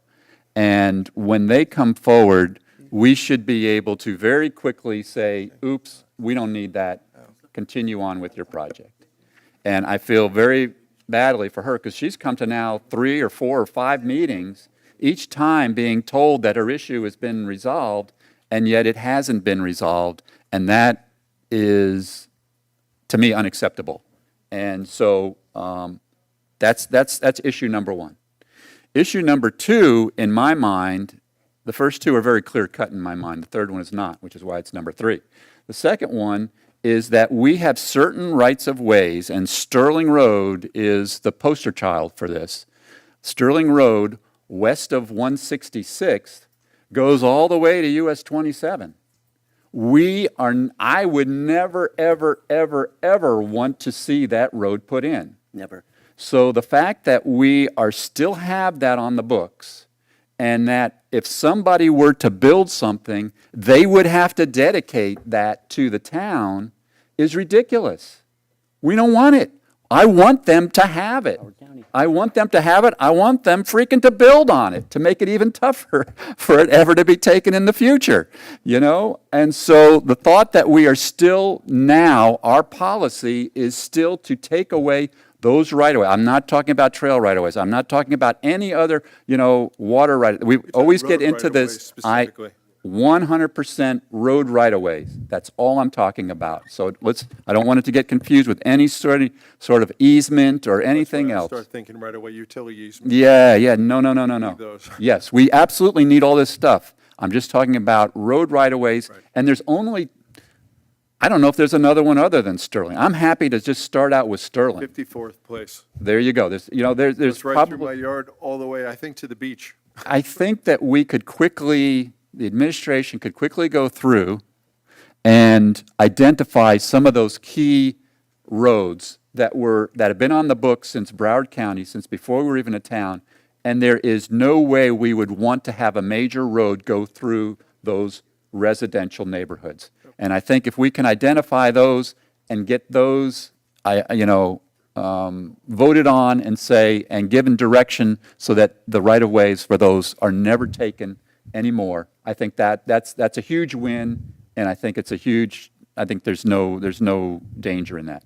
Then there's item number 3, which is all the other road right-of-ways that we may or may not need.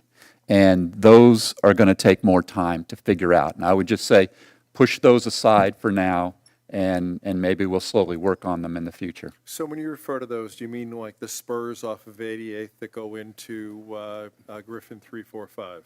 Yeah, that could be, Okay. I'm just trying to think of what those would be. Yeah, and so those we kind of need to look at, maybe talk to the neighbors out there and evaluate, is it beneficial or it's not beneficial? Yeah, Yeah. those are going to take individual conversations and decisions on each one.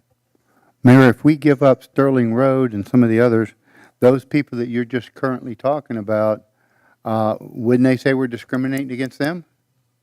I mean, couldn't that open up a can of worms as No, far as? I don't see any worms that are going to get out. Yeah, No, I don't see any worms. No, I think this is super straightforward. yeah. Yeah. Maybe I don't understand your question, but no. Well, no, I'm saying, you're saying give up Sterling Road, all those people just go ahead and give, but the little side roads that may need to extend another 2 blocks or so, we're not approving those, just the major highways that we never want to see go through. Right. And the people that are on those smaller ones, you gave up the, So, yeah, Why okay, you so I pick follow, on I me? understand I understand now. Yeah. Thank you, I understand your question better. So what I'm saying, please understand what I said about item number 3. That third set, I'm not saying we don't do them. Okay.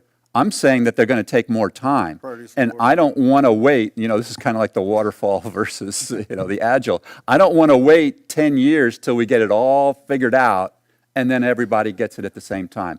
We can do the big ones right now, the obvious ones right now. Let's do them. Let's get them out of the way so that we're not for the next 10 years taking these right-of-ways that we don't want, And then let's continue the process for the rest so that the rest can also benefit. From your category 3, maybe you just address those as people come in for building permits. If they're coming in for a permit, that's the time to address these types of things and turn it over to them. Well, that is the time to turn it over to them. However, I believe the decision needs to be made. The administration needs to know. They can't figure it out at that point.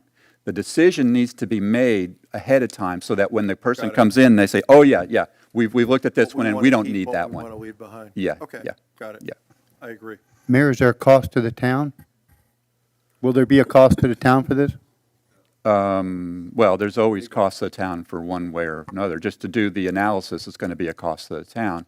But I would say to you that giving up the right-of-way itself is going to save the town money because it's not, it eliminates us having the right-of-way and then eventually giving it back and It's back on the all tax of the, rolls, too. it does get it back on the tax rolls. Mayor, if I may. So it'll actually, I think, gain the Over time. town money, not cost it over the big. Yeah, I thought last month the way we left this was we were going to put it in front of the committees, the drainage, infrastructure, So all of that. I thought we had a plan put together. I don't know.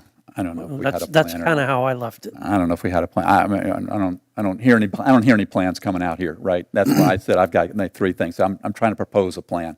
And I do think that I don't want to just go willy-nilly on this. Well, willy-nilly, I know. Anyhow, but I do think it should go to probably the Drainage and Infrastructure Board to take a look at it and to kind of finalize this thing on Sterling. I think they can get that done, in first quarter of this year or in 2 or 3 meetings at max. You just articulated a vision. Vice Mayor, Your can we have 3 you- things are your vision. Yes. Okay? Vice Mayor, Now we the need to mic, please. translate that into plans. Sorry. Now we need to translate that into plans. So what are we going to put in front of the Drainage Committee or the Comp Plan Board to discuss? Great point. So item number 1, the item like with Lisa, we can't put that in front of the board because that's going to pop up and that's going to be, we're going to have to do the research on the fly on that and make the proper decision and help out. So that doesn't go before the board, right? The Sterling Road situation, that I would put before the board right away so that they can kind of confirm that I haven't missed anything, we haven't missed anything, and that it does in fact make sense. But I see that being approved very quickly or denied very quickly. Sure. Or the issues that they see. Or That's issues, all yeah, that we address have to that. resolve. Right. And then the third one, I think that would probably come piecemeal over the next several years, to be honest with you. That's probably a Jeff-type thing. Yeah. For recommendations on what he thinks we really ought to reserve for the bigger picture. Yeah, David. Does Broward County have any right-of-way underneath, like Sterling or anything like that? Yes. That's a very important concern. Traffic waste plan. And Mayor, I know Newell's going to mention this, so I'm going to beat him to the punch. Even if the town decides that it wishes to give up its rights over right-of-way throughout the town, if that right-of-way is platted, the only way it comes off the property appraiser website and shows that it's that property owner's property is for them to go through the replatting process. So for us, we give up all our rights, Mm-hmm. but that does not mean, and I need to make sure that all the residents eventually understand this, it does not mean that 100% that property is theirs. They have to then take it the next step to go through Broward County to give up. Sterling Road, it's a case-by-case basis, but a lot of those are platted right-of-ways that they're going to have to go back to the county to replat their properties. Okay. Another thing, just to make sure you all know, and again, this is only as relates to our charter amendment, I think this is almost the last item anyway, is that this is quasi-judicial when it comes before you on any of them, so it does require unanimous vote. I just want to make sure everyone knows that today. Okay. So addressing your first point, this is one of those coins with two sides to it. So the one side is the effect on the property owner, the other side is the effect to the town. I'm talking about the effect to the town. And when we release this right-of-way from the town, what we're saying is the town no longer has the right or the ability to put this huge road there. That's my objective. That's I my agree with objective. that. Now, if the homeowner wants to take that next step and go to the county and gather that money, gather that property, and then what we've done is we've laid it out so they can do that. If they choose not to do it, they choose not to do it. But you know what? A road is not going in there if we don't have the right of way. Let's talk about that for a second. Is the risk of the property, Keith, this is a question for you. Is it possible to put the property in limbo? Let's say the town gave up the rights and the residents didn't pursue. Now, it's no longer our ownership, but unless they follow through, it's not their ownership either. Is that a possibility? It still would be treated as public right-of-way under the law until Broward County made a decision as to what it wished to do on that right-of-way. Let's say the county has nothing to do with it. Let's just say it's 54th Place, my own property, okay? County has no rights on it. Okay, It's not just platted. Southwest Ranches, Bob Hartman, period. Once we vacate it, if we formally vacate it, it's yours. I have to do nothing? You do nothing if it's just the town road. Okay, perfect. We would have to do something. Okay.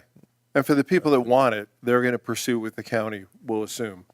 Otherwise, it's the county's.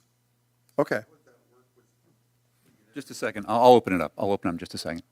good. Are we, any other comments from the I like council? your ideas, but it's the Broward County issue. Yeah, and they, In some we've done cases- our part. We've done Yeah. our part. All right, let me open up to the public.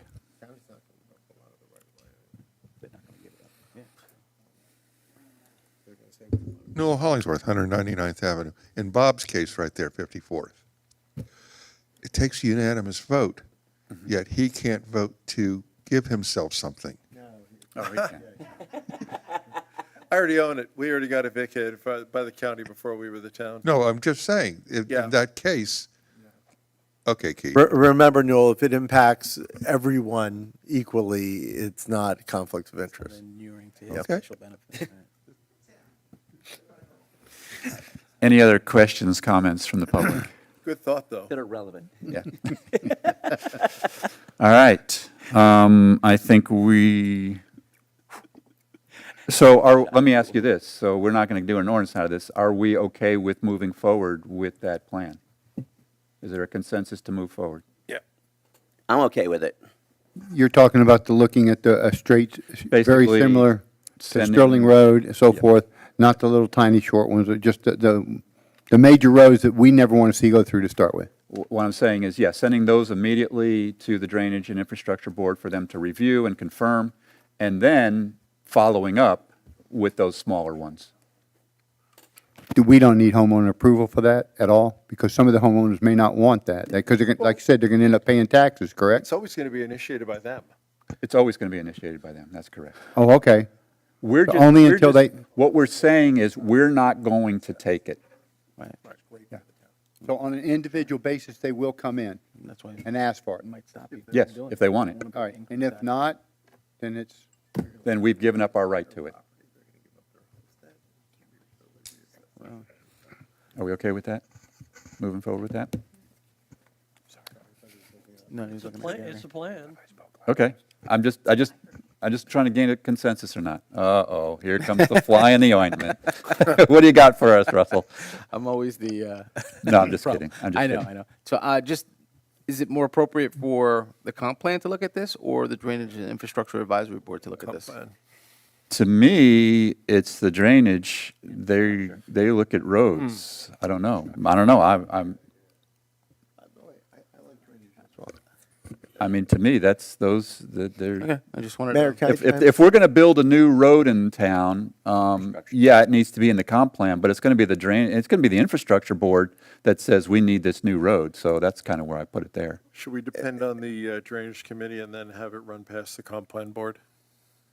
Or is that a waste of time? I think, yeah. Mayor? There's even some overlap between the I just two don't boards. want Newell saying, he's a coffee crowd, that's all. One thing I want to point out, the drainage board or whoever board you send it to could also, on a certain roadway, I'm not having any particular road in mind, they may say to you all and come back to you with a recommendation saying, we don't want this to be a widened road, but you should keep this swale for drainage and maybe give it up as a drainage easement. Yeah. Rather than right-of-way. So Correct. there's a lot of things that they can do there, so I just want to mention they shouldn't be handcuffed to just say, do we release it completely or, Great thought. or not. Yeah, it's a great thought. I honestly think we ought to keep the purview road only. Whatever else is there, regardless of what the drainage committee thinks, keep it the way it is. Because a lot of those decisions, unless you're going to have Mary Gay and Newell there, people don't remember why, unless maybe, Jeff does, why we kept that. I mean, Mary Gay knows all the greenways, trails, right? I would expect that if they're going to go over that, they should have a map. But I just don't see touching anything else other than the road right-of-ways at this point. It's strictly road right-of-ways, and I think that's what Keith was saying, is just don't give up those other things. Just road So right-of-ways. they're not going to make decisions on the other easements and rights-of-way. It's Correct. just, Yeah. do they agree or not to get rid of the road right-of-way? Here's a bigger question for you. If we're talking about Sterling Road, it extends all the way west. Yeah. Yeah. And That's- it's chopped. That's exactly what I'm talking about. It's dead end chopped all over the place. Right. Exactly. So instead of just looking at between 172nd, 166. No, I said 166 west, the whole 27. thing. Okay. To US 27. You're not stopping at 1. No way, So. 166 totally to US So 27. That's a good 2, 3, 4 miles. Yeah. But we don't have to go all the way to Andrews, right? We're going all the way to Naples. Mayor, I want to make Oh, sure yeah. that I understand what you're saying in Russell as well, because he's saying something, and I want to make sure it's what you're saying. That they're only looking at a vacation in the road right-of-way, that all these road right-of-ways have underlying issues as well, like you have utilities, you have drainage, you have a million other things. You just want to know whether or not it's ever going to be a roadway, and whether or not the town will give up the road right-of-way, not those other elements with it. That's 100% right. Let's didn't limit the scope to road right-of-way. That's why I started off the whole discussion with it, because That's why- inevitably, that's where we always end up, and it's not where I'm going. Yeah. Road right-of-way, start and end. Yeah. Councilmember Drainage Jablonski, committee. because I know you're going to call me on this later. So what the mayor is, and please correct me if I'm wrong, he's not giving up the things that you may have issues with, including greenway trails and drainage and lines that could be underground. All he's saying is that this will never be an actual asphalt road. Correct. Right. Or dirt road. Mayor, I don't mean to extend this, but if I'm a homeowner and there's no right-of-way for a road anymore, but there's drainage, I still can't build there. I still can't do things there if there's still right-of-way issues that the county or the town or somebody owns. So have you really done anything for the homeowner What I've except tell them done- there won't be a road going through? Well, Jim, I'll say it again. There's the roads, there's the town side, and there's the resident side. If the residents benefit from this, awesome. I love to see that the residents benefit from it. But my motivation and what I'm talking about is from the town side. I don't want us building a road there. Okay? We all know we don't want a road extending, Sterling Road extending from 166 to US 27. I don't want to see it. I don't care what happens to this town 50 years from now. I don't want that road to be there. It doesn't belong there. It's going to disrupt and ruin the rural community of our town. Right. So why do we have the right-of-way there? We don't have it. We shouldn't have it. We got to get rid of it. That's what I'm saying. start and end. But how does it benefit the resident? Can they Jim, build there?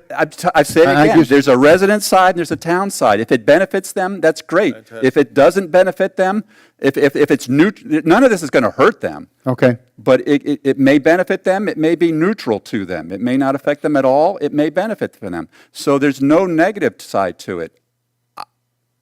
That's not my motivation. All right. No road, right, I understand. Sterling's Okay. probably got a 100-foot right-of-way. It's huge. Right. So say each property owner's got 50 feet, a drainage easement is 25 feet, so they got 25 feet, they can do whatever they want. Yeah. Mayor. If that's their circumstance. Yeah. For Councilmember Albritton's purposes, because you've been dealing with this for years and years, so I just want to explain one thing. What the mayor is saying is correct, that if a roadway is on the town's map saying, okay, this roadway may be developed in the future, such as this example of Sterling Road, when Rod and Julio and all of them review the plan, they require that homeowner to give up that area in front of their house for roadway purposes when they come in to build. What the mayor is saying is we will no longer have them give up that property to build a road. We may have them give it up for a trail or for drainage or something like that, but not to build a road. To further what the mayor is saying, if I could correct me if I'm wrong, because I didn't even know this myself until tonight, is that if a resident is on that roadway, whatever the roadway may be that the town says we don't want a road, if that resident then wants to vacate their portion of the right-of-way, they would have to apply to the town for that vacation. You're not doing that automatically by virtue of taking it off of the town's right-of-way map. All you're doing is protecting the town for the future, saying that we don't ever see this area being an actual road. Correct me if I'm wrong, but I think that. 100%. Thank you. And now I Stating understand it so that. clearly. Thank you. I have a question though, Mayor. Yeah. If the council is not going to vacate portions of the right-of-way that it doesn't want for road purposes, or to, how would I rephrase this? The mayor made that clear. This isn't supposed to, if it's a windfall for the resident, it's great, but this isn't automatically a windfall for the resident. I'm not talking about the Right. resident. But I'm saying for a vacation, it would be up to them to seek it back, but we may still maintain drainage or a trail. It's different than a right-of-way. I guess all I'm trying to understand is, are we only doing this prospectively so that decisions are made in the future not to take right-of-way? Or are we changing what we have today in terms of the right-of-way, the rights-of-way we have for like Sterling Road? We're doing it forward thinking, right? So that in the future, if somebody is building, we're not taking it. Okay. If somebody comes in and says, I don't, why is this Sterling Road right away here? I don't want it. And they'll look at the map and they'll say, you know what? We don't want it either. You can have it. We're just changing our right-of-way plan, essentially. Correct. We're erasing that, Correct. those segments. Yep, correct. Thank you. Yep. Yep. All right, awesome.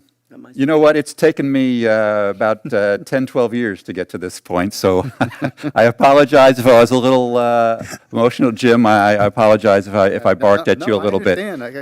But I just, we're on the cusp of something that I've been working on for a long time, so I appreciate I've it. been agreeing with this Yeah. a lot longer. Yeah, so it's exciting to see it go forward.